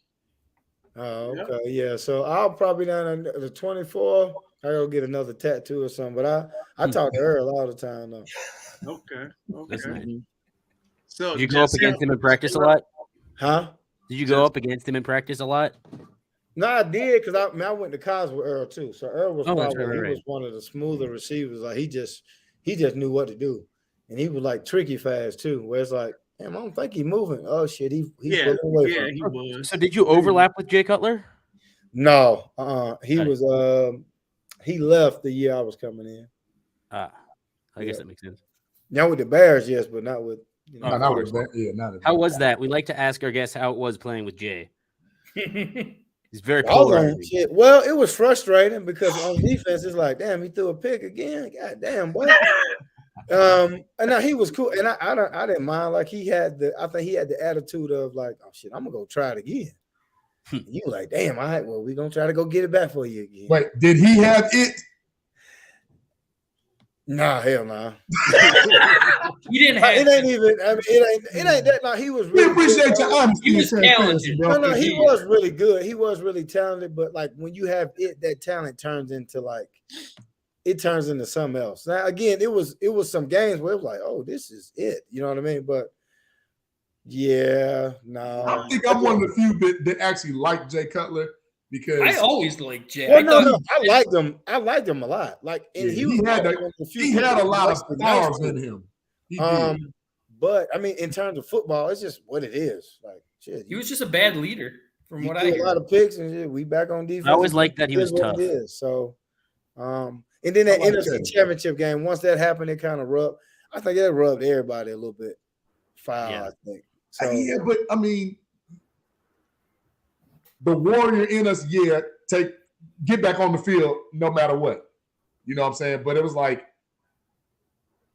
you're not in this man's head. So it's like, was he self-doubting or like? Well, no, not even that. Not even the playing part. The playing part is like you ain't even helping out the backup. Like it wasn't like any of that type stuff. You know what I mean? Where it's so he just removed himself. That's what it kind of seemed. And now again, I guess you can go back and look. It may look. It just seemed just on the tape. He was on the bike, looking like I can't play. Yeah, but again, if I can't play, then go and get him. Go get his cat pointers. Like this is a cat that, like I mean, you converse with all the time. Like the backup. You know what I mean? Like this is a relationship you would think that would make sense. I'm gonna get off the bike if I can't play. Man, if I can ride a bike, if Phillip Rivers can goddamn and Leftwich can get carried down the field, and if I can ride a bike, hey. Rivers played on ACL. Yeah, so if I can ride a bike now. I never saw Jay Cutler interact with Caleb Haney at all. No. And that was the thing. Which so I don't know if it's now again you can't get in somebody's head, but it's like, hey man, shit, I'm gonna help. Even when I was playing and I was getting benched and they had another nickel coming in, shit, I was giving you every point I could. Like, hey man, let me help you. Like, I don't mind it. So you want to win. You want to win. So yeah. I mean, that's one of the big, like Jay Cutler did get a bad rap. I remember, I'll never forget, I'll leave you with this so we can go on to another subject. Tom Brady had grabbed, I believe it was Nate Solder's face mask, like, dude, protect me. And everybody was like, Tom Brady's such a great leader. Look how he's getting in his teammates' face, motivating him. Cool. Jay Cutler does the same thing to Jamarcus Webb, and people bombed on Jay Cutler like he's selfish. He don't take accountability. I was just like, whoa, he tired of getting hit. He got his ass whooped that game. But the energy is different though. So Tom Brady brings that energy all the time. You see him in pregame, like it's just energy, and like is saying these rings too. So I remember I said something, and I knew. I said, "Damn, I think I fucked up." Somebody said something, and I said something about his wife. Like I don't need Tom Brady. I know his wife look all right, but I remember in pregame, like no shit, he warmed up, and I think he stared at me the whole time. I don't even think he was looking at me throwing pass. He was just like this. I said, "Oh shit." That was the snow game. But again, it's just that energy and that fire. Like when I bring that energy all the time, I can't just bring it out of nowhere and then be mad at me because I'm a rookie and I'm going up against, I think it was like Cameron Wake or something. And my coach tells me like, hey, I'm going to baptize you today. Literally like, you're not getting help. Like, why in the hell would I not get help? This cat is a monster. Like, what are you know what I mean? So again, if you bring that energy the whole time, you blaming it on one person though.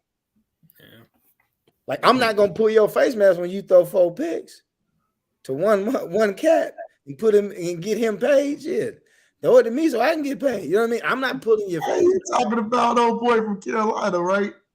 I think it was D'Angelo Hall. I thought. Oh, D'Angelo Hall got him 4 times. The Redskins. But again, I'm not pulling your face mask in that situation though. You know what I mean? So I think in situations like that, if you respect it like that. And like if you won like that, like I'm telling Brady, man, I don't get touched. I'm wondering, just on the subject of like players and like certain impunities that they get. So when you were in these, film sessions with your defensive teammates, and like some of these guys were getting chewed out by Lovey and I guess the assistants, was that for everyone, or like were like Brian Urlacher and Briggs and maybe Tillman, like were they immune to it? Or like no. Oh hell no! Hey, no. When he said to start the defense, everybody got it. Like when I say everybody got it. And I don't know how it was in the individual meetings, but I mean when I say everybody, you just got it, and you got it in front of everybody because you can't hide looking bad on film. You just can't hide it. And most of the time, it was just coaching. Normally, players didn't get on players. And if Urlacher ever talked, it was serious. Like, it's like he don't say anything. And if he stood up and talked, he's like, oh, shit, we fucking up. Yeah, we fucking up. I'm talks a little. Like with Briggs was more just funny. Like, he was going to hit this. He was going to knock the shit out you. Like, I don't know how he hit people so hard. But he was just more playful. Like he just like, damn, he just like he barely showed him. That motherfucker head slammed off the ground. So again, it was just, I think the identity of the defense was like, hey man, you knew what the hell you supposed to be doing. Like, hey man, come on. And that was really what it was. Like, hey, I got you, come on. Or if I mess up, it's my bad. Now again, if you keep messing up, this is life. Hey, coach gonna look at you like, hey man, go get his ass up out of here. It just is what it is. You gotta. Now you looking for the old buddy at lunch. Like, damn, somebody done tapped me on my shoulder. Where you play with? God damn. You know what I mean? So it sounds like to me like that defense that you played with, no one was selfish. It was like a well-oiled machine. You do your job, it's gonna work. You do your job, this side gonna work. Everything just worked together. Well, yeah, and I think, and that was one of the things, the misconception that, because coming from college, you would have some of the star players that they might be lazy or do drills. In Chicago, defensive practice, like because we didn't tackle, but everybody ran to the ball like full speed. You had to be in the frame. And one of the worst things was, like, coach would tell you, if Peppers passes you up on these damn pursuit drills, hey, there's gonna be an issue. And he was hauling ass. Like, you talking about running. If you're not running full speed, Peppers is about to catch you. You know what I mean? And to see a 6'7", 300-pound cat running to the ball full speed on a pursuit drill. I'm not talking about in the game, but on a pursuit drill. And then to see a Hall of Famer like Urlacher and then Tillman and Briggs, oh shit, you gotta go. Like you had to like literally. I mean, when you watch practice, you were like, damn, this was with how fast everybody moved.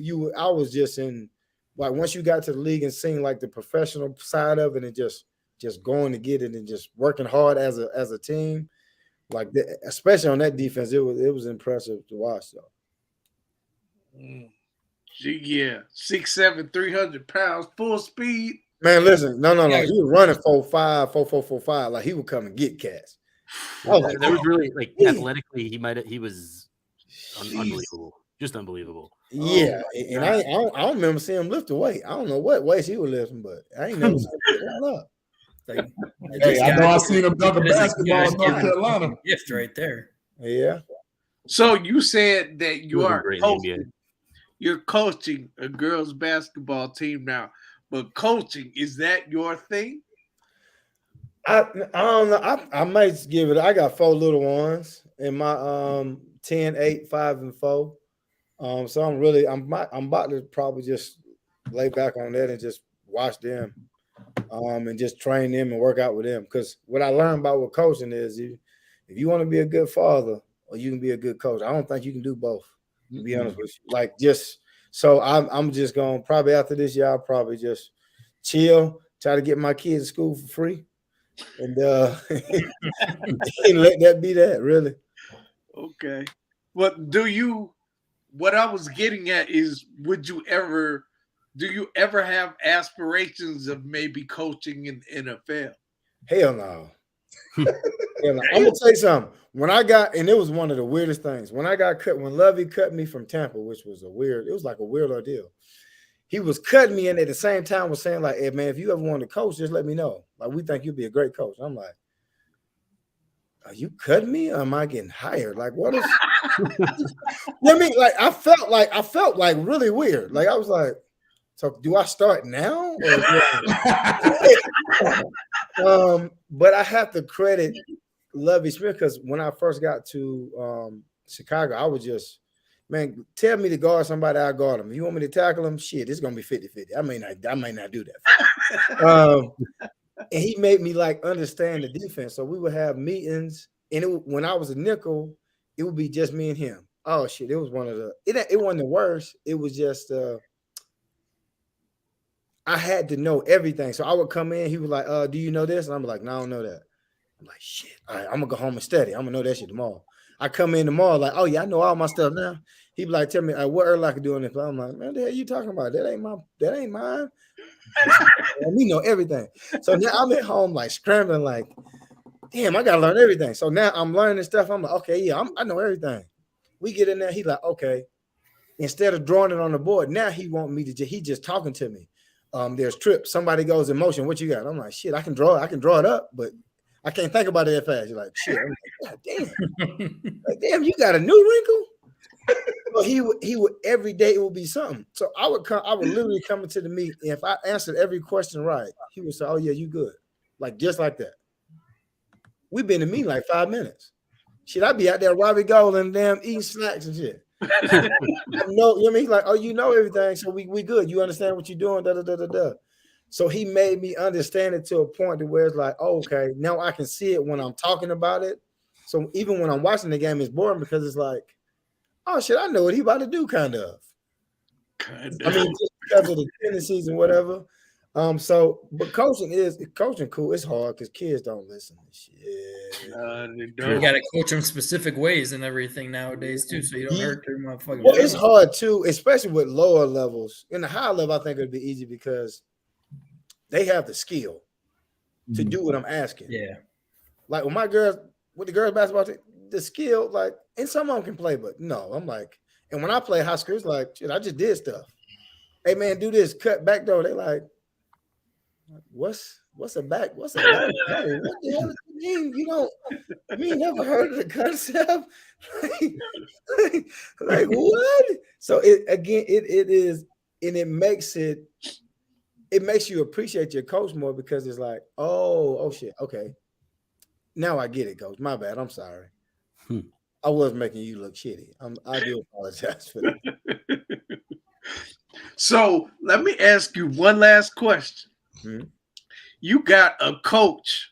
Let's say you have a coach that has never played the game before. Mm-hmm. But you are like the star player. You making $100 million over 5 years. You making a lot of money. Okay. And you got this coach, never played the game before, but he Middle swears linebacker. up and down he knows more than you. And he's telling you, okay, you need to do this in order to do this. How are you reacting to that? I think when I was first started playing, I'd be pissed at it a little bit. But as you get older, you realize like people have different perspectives than you do. And you looking at the game from a different way because my angle as a player and your angle as a coach is just different. So I'm gonna blend what I know with what you know. Like for instance, Lovey, I think Lovey always talked about playing. Man, I threw Lovey a ball. I was like, oh hell no, you can't play no football. There's no way. And I know I think it was like big. I don't know. I'm sure he played in college and he tackled people, but I'm pretty sure he was shitty. There's no way that I throw you a ball and you can barely catch it. There's no way. Rob Marinelli. Now again, I know he knew football, but playing football ain't no way hell that little lad played no football.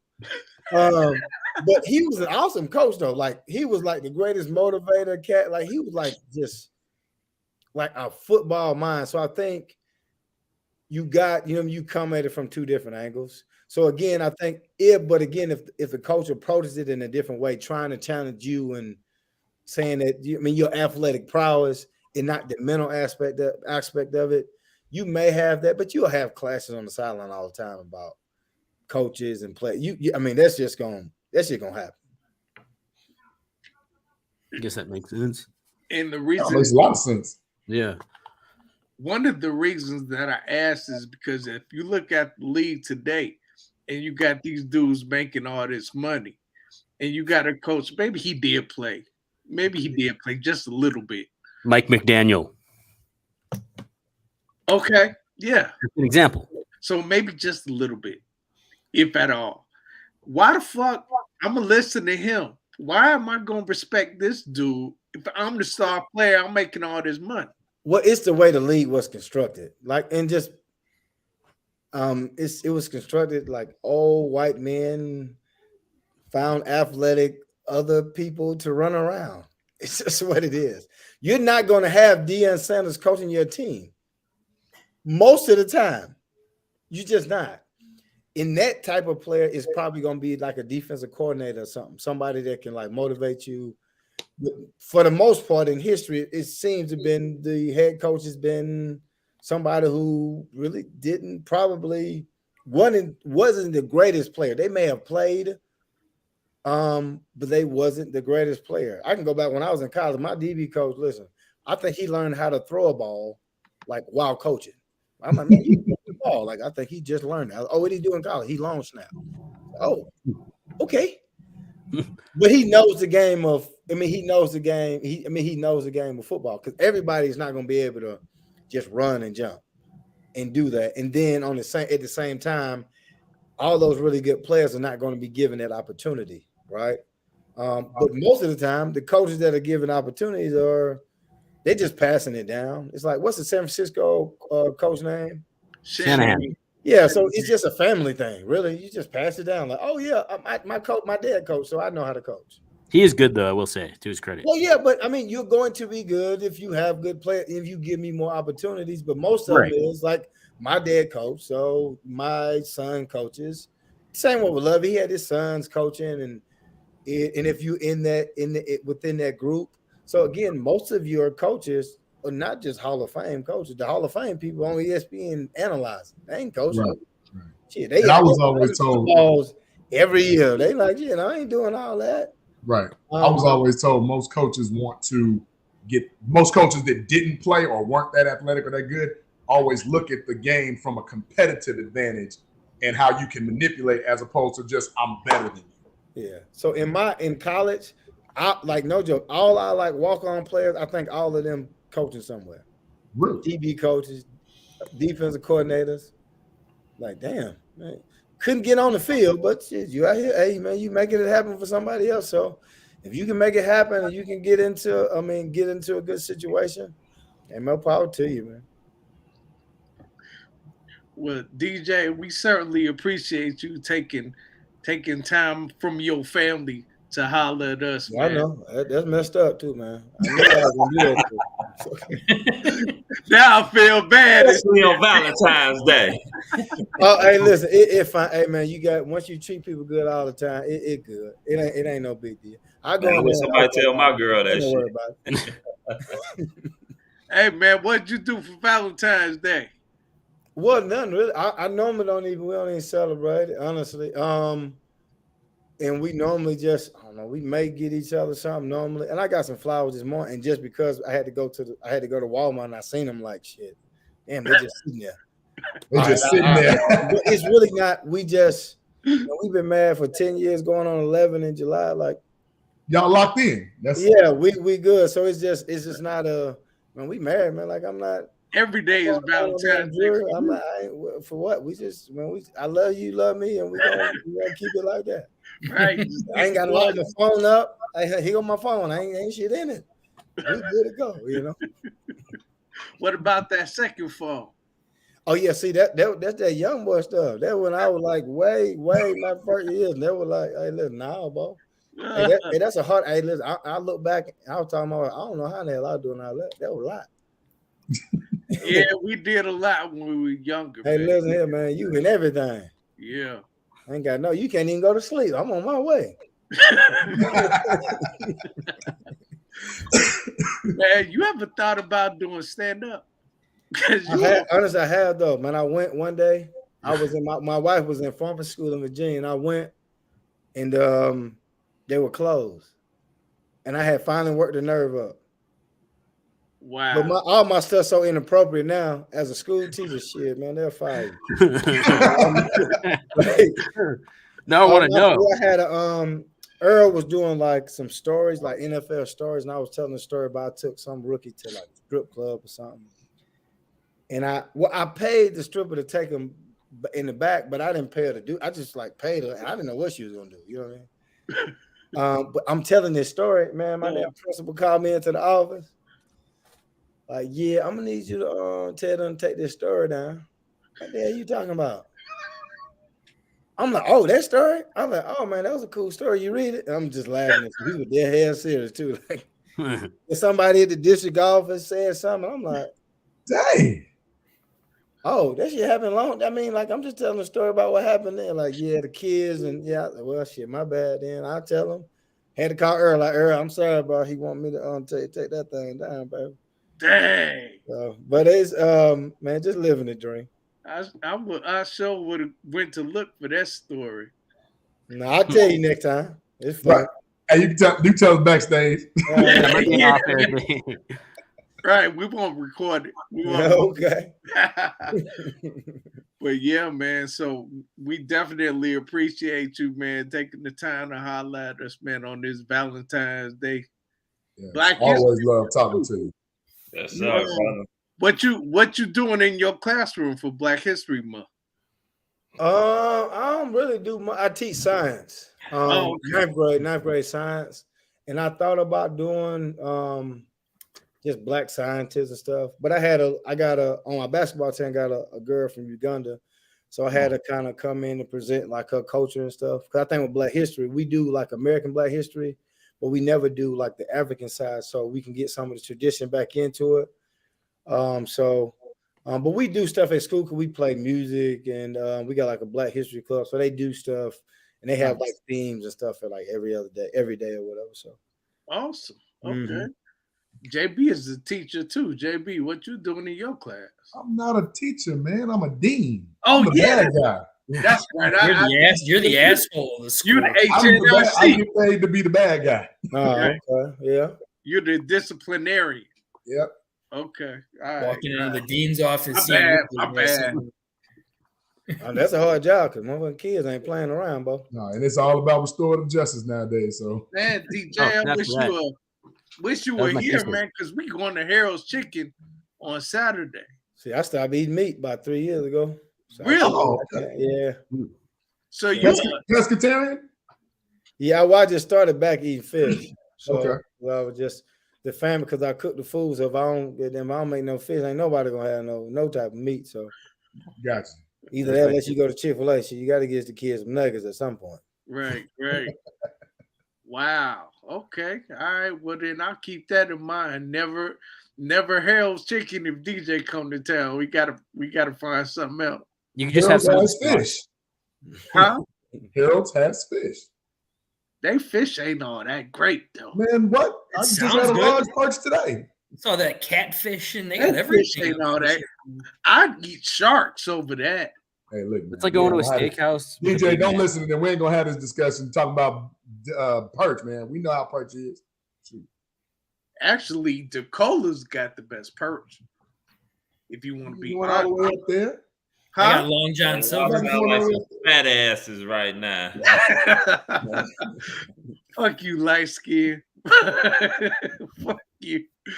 All right, DJ, we some clowns, man. I'm sorry. No, you good, man. We just keeping you all here, man. But yeah, we appreciate you, DJ. We appreciate your time, man. And we definitely appreciate your wit.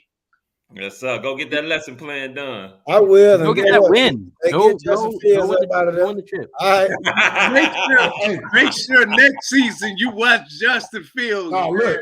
Light that shit up next DJ, season. put it on your calendar. We got to have you back around the draft. Got to. Okay, that's fine. We can do that. For sure. We can do that. And I'd love to have you on my show, Easy Does It, Thursday night sometime. That's fine. Just get my number then, and I'll that's fine. I don't mind becoming. If I got the time, I can make it happen. Sounds good to me. My man, DJ. Well, we certainly appreciate you, bro. We'll talk to you. Love. Yep. Love, man. DJ. What a guy. Shit like a motherfucker. Funny as hell. Hilarious. I love when he comes on. Another guy whose name is a complete sentence. DJ Moore. What? How is that a complete sentence? Like, I want to be a DJ. Oh, well then, DJ Moore. DJ Easy. That's a nice ring right there. Oh my God. I wish I had a gong or something right now. I'm here all week. Oh God. Who else did you say that about? Just engage. Just engage. Yeah, just engage. All right, use that in a sentence. Well, I'm trying to figure out, how I should engage with this person. Dude, it's easy. Come on, just engage. I'm here all week. Frank is like, I'm gonna kill this guy. Oh my God. Well, Easy got some real knee slappers over there, man. It's worse than knee slappers. What can I say? Man. Hey, Terrence, you said the gong, man, like the Gong Show. Yes, a gong, like the Gong Show. Yes, I showed my age. So what? No, I'm just saying that's hilarious. I haven't thought about the Gong Show in years, man. And you showed your age too, because you knew what I was talking about. Wait. You forget. I'm this guy. He's the stat guy. That guy. I'm that guy. I still want you to get that shirt with the arrow pointing up. I'm that guy. I'm that guy. We should all just get shirts that say bet. So yeah, man, DJ Moore, he didn't see Justin Fields during the season, but he certainly had a lot to say that he did not see. Well, he said he saw enough, but here's my thing, and let's go back to what equates to saying enough. Well, he didn't see enough. He only saw highlights, the good and the bad. Well, and reading the stat line, which we know can be manipulated. Yes, stat lines can be. But I'm going to go back to something that we should have. He brought up a great point about what do the Bears value? We don't know. What do they value more so as the reset, starting over with a new quarterback, another 5 years, or going with just in year 3? We actually don't know. So that's bringing up a really good point that I know a lot of people have thought about. Because what is it, Chris? Year 4, they should pay him before year 5, and he gets paid with the team option, right? Yeah. So we're talking about he's really got like a year to 2 to really get to that next level. If he doesn't, now we're looking at Poles being on the hot seat. We're looking at Eberflus being on the hot seat. And we're looking at Justin may be on his way out, and we in the same situation all over again. So I get what DJ's saying about that. My only question is, if you know you have some type of success with him now, you don't know what success you may or may not have with Bryce Young. You don't. Is that worth the risk? That's my question. I think yes, because it's one of those things where you saying yes to Bryce Young is worth the risk? No, excuse me. Yes to it's. Oh, okay. I misunderstood how you framed the question, but I mean, no, it's not worth the risk because Fields in and of himself is like he's just too athletically talented and his arm is too good to give up on him this quickly. You know what I mean? It's like why would like any franchise give up on a guy with his physical gifts after 2 seasons? It doesn't make any sense. And I mean, I'm trying to think, like, has there ever been a case where, I mean, I know the Eagles gave up on Carson Wentz in favor of Jalen Hurts. That obviously paid off for them very well. Wentz was not quite like Wentz and Fields, obviously different capabilities, but like, I'm trying to think of another example and nothing really comes to mind.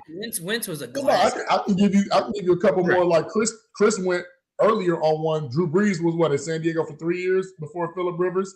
Yeah. I think he was there for like 6 years. I could be wrong. That long? No, wait, it couldn't have been. He was there for 5 years, but the thing about it is that Drew Brees, his second year, completed 60% of his passes, 17 TDs, and 16 interceptions. Yeah. Then the next year, didn't he have a neck injury? Yeah, the next year he played in 11 games. This the year that he hurt his shoulder. Well, I'm about to say he had back-to-back injuries too, right? Yeah, so he hurt his shoulder this year. In his third year, but he only threw for 11 TDs and 15 interceptions in 11 games. So that's why I was trying to say, like, if you don't give a quarterback time, how would you really know if they just got it? Because everybody all right, prime example. Fucking Robert Griffin III. Well, injury. Do we count injury? That's the thing. Like, I don't, because Fields has shown how resilient he is. Yeah. I mean, do we? Because the man won Rookie of the Year. He beat out Andrew Luck. True. For Rookie of the Year. True. Now, he did get hurt. He did hurt his knee. But still, a lot of that still has to sit up there and has to go with you still throwing. Right. He still ran. He was still fast. Shit. It wasn't like when he came back, he still wasn't fast. He just wasn't that same quarterback, which means that maybe he had peaked a little too early, and maybe that was just the tip of the iceberg when we got him. And then you look at Andrew Luck. Some people were sitting up there calling him the best quarterback prospect since fucking Peyton Manning. True, but I'm gonna go on the other side to where, like Easy was saying, in recent memory, right? I can look at the Ryan Leaf and say he didn't have it 2, 3, 4 years out the league. Yeah. Jamarcus Russell didn't have it 2, 3, 4 years. Akile Smith didn't have it 2, 3. You know, Jim Drunk. Y'all didn't remember Jim Druckenmiller, how he used to be like, he was supposed to be like really good in San Francisco. What's my man name? Arizona, ended up doing terrible in Arizona, but did Matt good Leinart. Denver. Did good for Denver. Matt Leinart didn't do well, but I'm talking about Jake Plummer. Jake Plummer. Yeah, like Jake the Snake, right? Jake the Snake. So I can name some names of note who kind of fizzled out early in their career, and we're really looking at one right now, which is, like I told you earlier, Frank. Zach Wilson is that next one who's about to phase out, not just performance-wise, but once you lose that locker room and the coach, you lose the locker room. You lose a lot of other teams even be interested in you because they're not going to want you in that locker room. So it does happen. Ridiculous. But Justin has not given anybody cause to say, if anything, I think the locker room loves him because he's like, man, this kid is getting his tail kicked in and he's steadily going out there trying to play. He's so competitive, you know, he's got that fire. I also look at him sometimes, he'll go off the field and you'll see the camera zoom on, and he'll be like, another run? Really? All right. Valid. And then I think that's coming into play. But like Chris said, you want to give the quarterback time, and I'm guilty of this. You want to give the OC time as well, but I'm like, that's why I would like a little bit more veteran presence just to solidify Justin's future. I would agree with that. The more I think about Keenan Allen, the more I realize how much sense that makes if he does get released by the Chargers. I mean, getting a veteran guy like that in there, to just be like that reliable target. It's almost like an Allen Robinson. The difference is Fields is superior to Trubisky, as Bullets is saying in the comments. Do you count on Keenan Allen? Well, the thing is, the narrative around him is that he's injury prone, but that's because he missed a year early in his career. Then I'm pretty sure he hasn't missed more than 5 games a season for the past couple of years. Yes, he does have his fair share. Like, he'll miss a game or two every now and then, but I don't think we're asking him to be the 100 reception guy that he was in San Diego / Los Angeles. I think we're asking him to be, just like like you said, like a solid veteran presence, guy who's available on third down. If it He's makes going to sense, get you like 4 or 5 catches every game. If it makes sense, I'm not against it, but I would like to see, like, really this free agent T. We talked about it. We get Daron Payne, draft Will Anderson or Miles Murphy, move Justin Jones to the one technique. Hell, bring back Khalil Mack if he gets released on a team-friendly $2 to $3 million deal with incentives. You can repair that offensive line, that defensive line right now. Then you can focus on getting Justin some help. But we can talk about that another time. So why don't we go ahead and get into some shout-outs real quick? And, of course, we're going to start with the rookie. The one who always shows up late and crashes our party? That would be easy. I'm only kidding. Oh, yeah, that's me. No, you ain't. Party crasher. That's what I do. What can I say? Are we doing shout-outs? It's on you. I just want to shout out, all you guys, DJ Moore, for coming on the show. I also like getting a little pushback on our Fields. Like we love Fields in general. It's good, to have contrarian opinions. I still don't think he's right about Fields, but I respect it. I don't think none of us do. No, exactly. Yeah. Shout out to you, T. Nick. Let me on the show. I appreciate that. I enjoy talking to you guys and DJ Moore. Shout out the coach who shall not be named reluctantly on winning a Super Bowl. I was very mean to you for good reason. But you got a ring now. But really shout out to the Chiefs, Andy Reid, Mahomes. Very happy to see them get that dub. He's the best quarterback in football. And that's about it. That's all I could think of. I'll throw it to JB. You can't throw it to me. Terrence got to throw it. We're just throwing a bones now? Oh, I thought we were doing popcorn style. No. Pop, pop, pop, pop. It's on Frank the Tank. All right. Shout out DJ Moore. Thanks for coming on, especially last minute. That was really nice. And I agree. I don't agree with that field stipulation, but agree with what you said, Easy. Hey, everyone could debate about that stuff. There's nothing wrong with that. Shout out to the chat. It was lit again. Shout out. Always got to give a shout out to the mom of the podcast, JB's mom. Start to finish, all the time. Amber on again. We got to come up with a name for her now. What is it, like the podcast hype? The Hype Girl podcast. She's like the Hype Girl on the podcast. Love She's definitely a P1. I don't like Hype Girl. I don't like Hype Girl. We'll think of something. We'll figure it out. Bullets, start to finish, he was on. Love it. Had a lot of other people.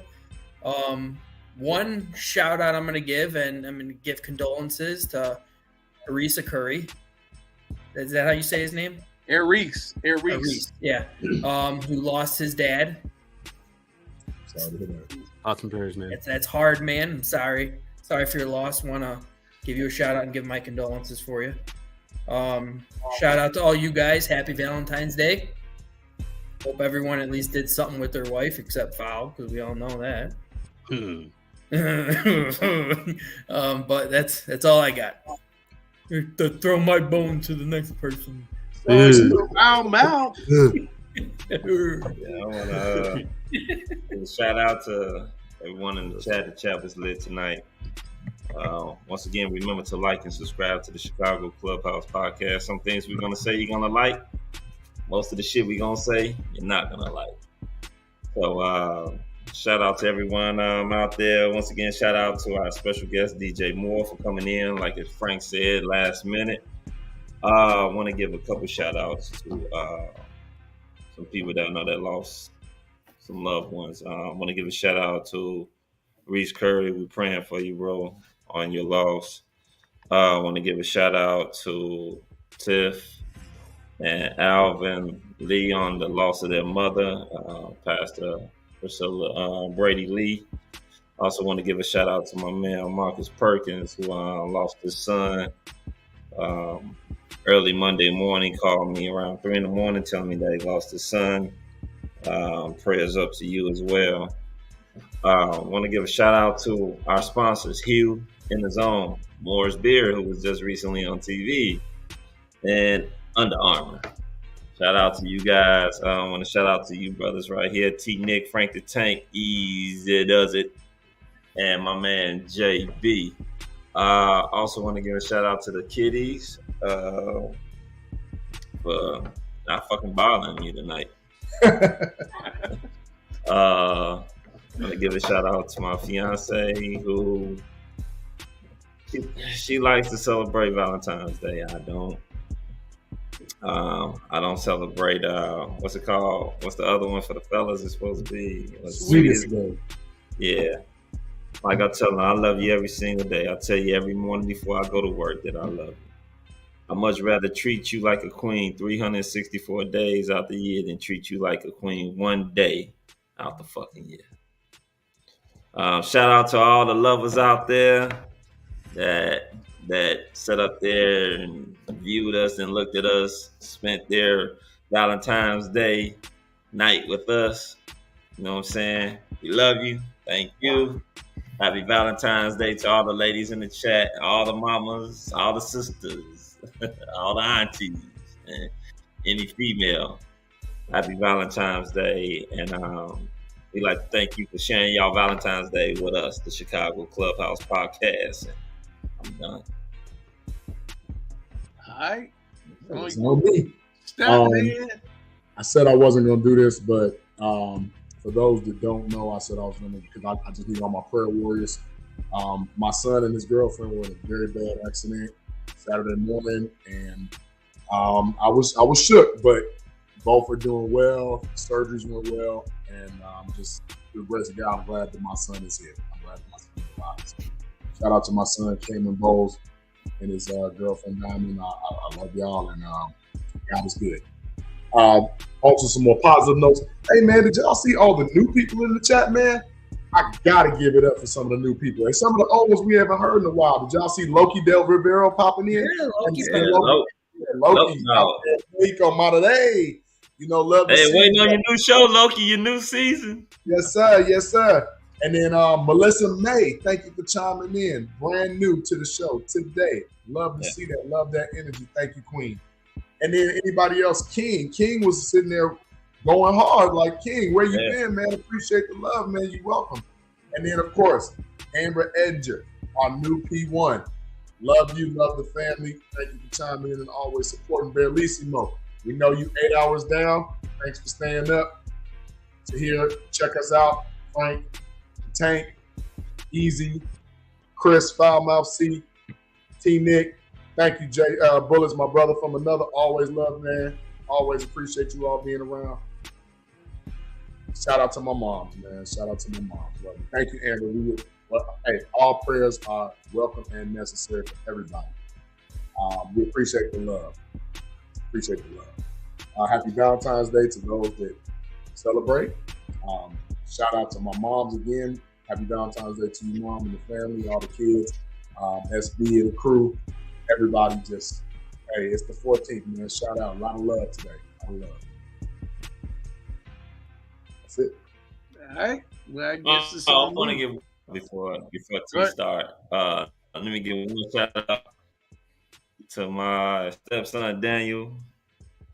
In about a couple hours, he'll be officially 18 years old. I want to give a shout out to him. The party starts. Birthday, little boy. That's cool. And yeah, I'm done now. Yeah. Okay. All right. You sure? All right. It's one leaving the I nest. do want to go ahead. I didn't play a certain commercial that I need to play now.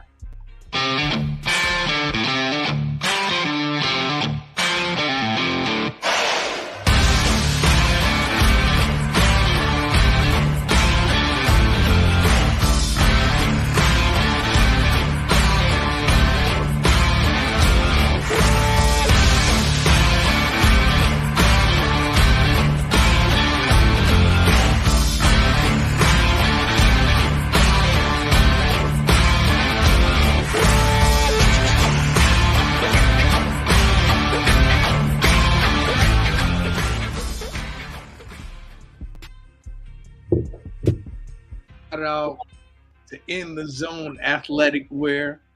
They handcrafted us some jerseys. So, I mean, not jerseys, some t-shirts. So I'll make sure that your bomb ass jersey. My guys get those t-shirts, but you all can get t-shirts too.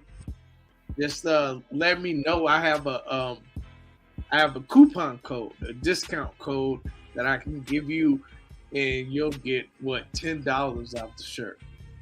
All right, so let me know what's up.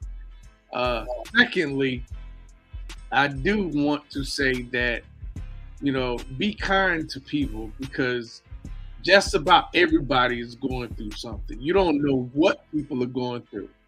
You don't know what that man with the smile on his face has behind that smile. You don't know. So just be kind to people. Be kind to people.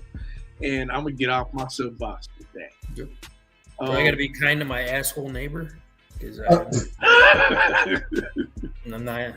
Well, I mean, they not working out. They can peep in your window and look at your No, they just record my kids playing in the yard. Oh, that's creepy. That's what they do. Yeah, why the fuck they do that? Because it's allowed, because he was in his house doing it. Go to the police, man. Shit. I've already tried. He's in his house doing it. He's allowed to do that, supposedly. Yeah, that's weird, man. Yeah. That's weird. No, you don't have. I won't be nice to him anymore. You don't have to be kind to him. You don't have to be kind. You guys want to come over and have a cookout, and we'll just make loud noises and get the cops called on us every 5 minutes. I wouldn't care. I've had the cops show up to my house, and I've given him a beer before. We've just chilled because he calls on us. As for the rest of my shout-outs, I do want to acknowledge the chat. Everybody was lit in the chat, but I asked for a roll call. I didn't get one. So I don't remember everybody that was in the chat, but big shout out to Amber. We'll figure out what her nickname is going to be later. Big shout out to Mama. Big shout out to you, Mama. From beginning to end, like Frank was saying, man, we can always count on you. Bullets, Barlissimo, Big Ant, and see, I don't even remember everybody. Melissa, I've never seen her. JB, I think that's one of your homies. Yeah, brand new, just subscribed today. We getting there. We getting there. Shout out to Melissa. We got to keep going, man. Appreciate it. I'm here. Go Lakers. Man, if you don't get your ass out of here with that bullshit. Shout out to Billy. We didn't even discuss that. Who's against Russell Westbrook coming to the Bulls? We did not. Me, I am. I'm totally against that shit. I don't care. I don't care. What's it gonna hurt? So look at this. That's a fair point. That's a fair point, Frank. Nothing's gonna hurt. He's gonna be here talk about that next week if it's relevant still. Yeah. I'd rather have Reggie Jackson, but go ahead. Shit, I'd rather have Frank the Tank. They should pass. Also, another thing we're gonna do next week. I was gonna do a post-it note, and it was a very interesting one. It wasn't a stupid tweet, but it was kind of cryptic. So we're gonna do that on next week. Also next week, we got some big guests next week. We have two big guests next week, and you just gonna have to join Facebook, Twitter, or Instagram, or join the podcast to find out who I'm talking about, because I'm not gonna say it. I want to shout out, of course, Pops. Pops is doing a lot better. He's starting to gain a little bit of weight. He's sounding like himself. Nice. We sat around and watched the Super Bowl. So and he sat in his chair and he was talking and everything was good, man. So shout out to Pops, man. Pops is doing well. Thank everybody for prayers and kind words. I certainly appreciate it. And we definitely don't want to stop there. We want to keep on going. Shout out to Aries. Sorry for your loss, man. F cancer. I don't have to say F. Fuck cancer. Fuck cancer.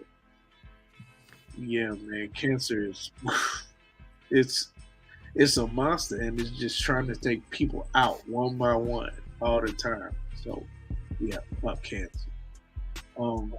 Any more shout outs? Oh, I was gonna talk about eats for the Super Bowl. I had an Italian beef from Portillo's, and we definitely will compare and contrast Italian beefs in Chicago. You got Al's. You got Portillo's out here. Oh my God. The Burbs got Portillo's, baby. You got Al's beef, you got Portillo's, and you got Bona beef. And one of our good friends, Will. I got Portillo's. One of our good friends, Will Ross, he swears by Portillo's. So we're gonna do a little taste contest, and we're gonna have some old fashioned donuts. But I think that is just about it for my shout outs, because my little light skinned friend there is getting sleepy. So we're gonna have to cut this thing short. I'm getting sleepy. Anybody else have anything they want to say? We'll talk about Canada in a second. I just found out my dad's been watching the whole show, so shout out to my dad, or like half the show, so shout out to my father. Yeah. Hey. Shout out to Easy Senior. Easy Daddy. Easy Senior. I like it. Shout out to Easy's daddy. Easy Daddy. Way to put it. Now remember to like and subscribe to the Chicago Clubhouse podcast. Just don't watch. Like and subscribe. And if Foul Mouth goes on a rampage, you ain't gonna be able to watch it at work. So Never. don't even attempt to. Get our views. It depends on where you work. Early. Mild today. So you had a few early. Yeah, so you had a few. We're gonna end this like this. You got to decide whether you're a wolf or a sheep. Just watched that yesterday. Man, it's such a good movie. It is. It's one of the best It is movies. such a man. good movie. I love it. I love it. But I mean, wolf or sheep. I'm a wolf. Y'all sheep. Y'all sheep. Sheep tastes You a better. wolf? Are you More a of a wolf? bear. Are you a wolf, Frank? Easy. I'm a wolf. JP Man, already know ain't you a no wolf. bitch. Foul Mouth already know you a wolf. Oh. Frank, Easy. Are you a wolf or sheep? I'm none of the above. Not a rooster, a wolf. Easy said he's none of the above. Nah, man. Yeah. I mean, look. I don't even want to know what you are. I don't even want to know. This has been a Chicago Clubhouse Network production.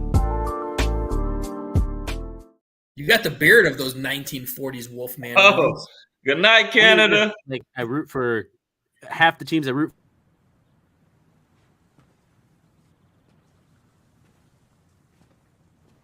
You're still here. It's over. Go home. Good night, Canada. Good night, Alaska. Blackhawks lost again. Number 1 pick coming. What the fuck? We thought it was going to be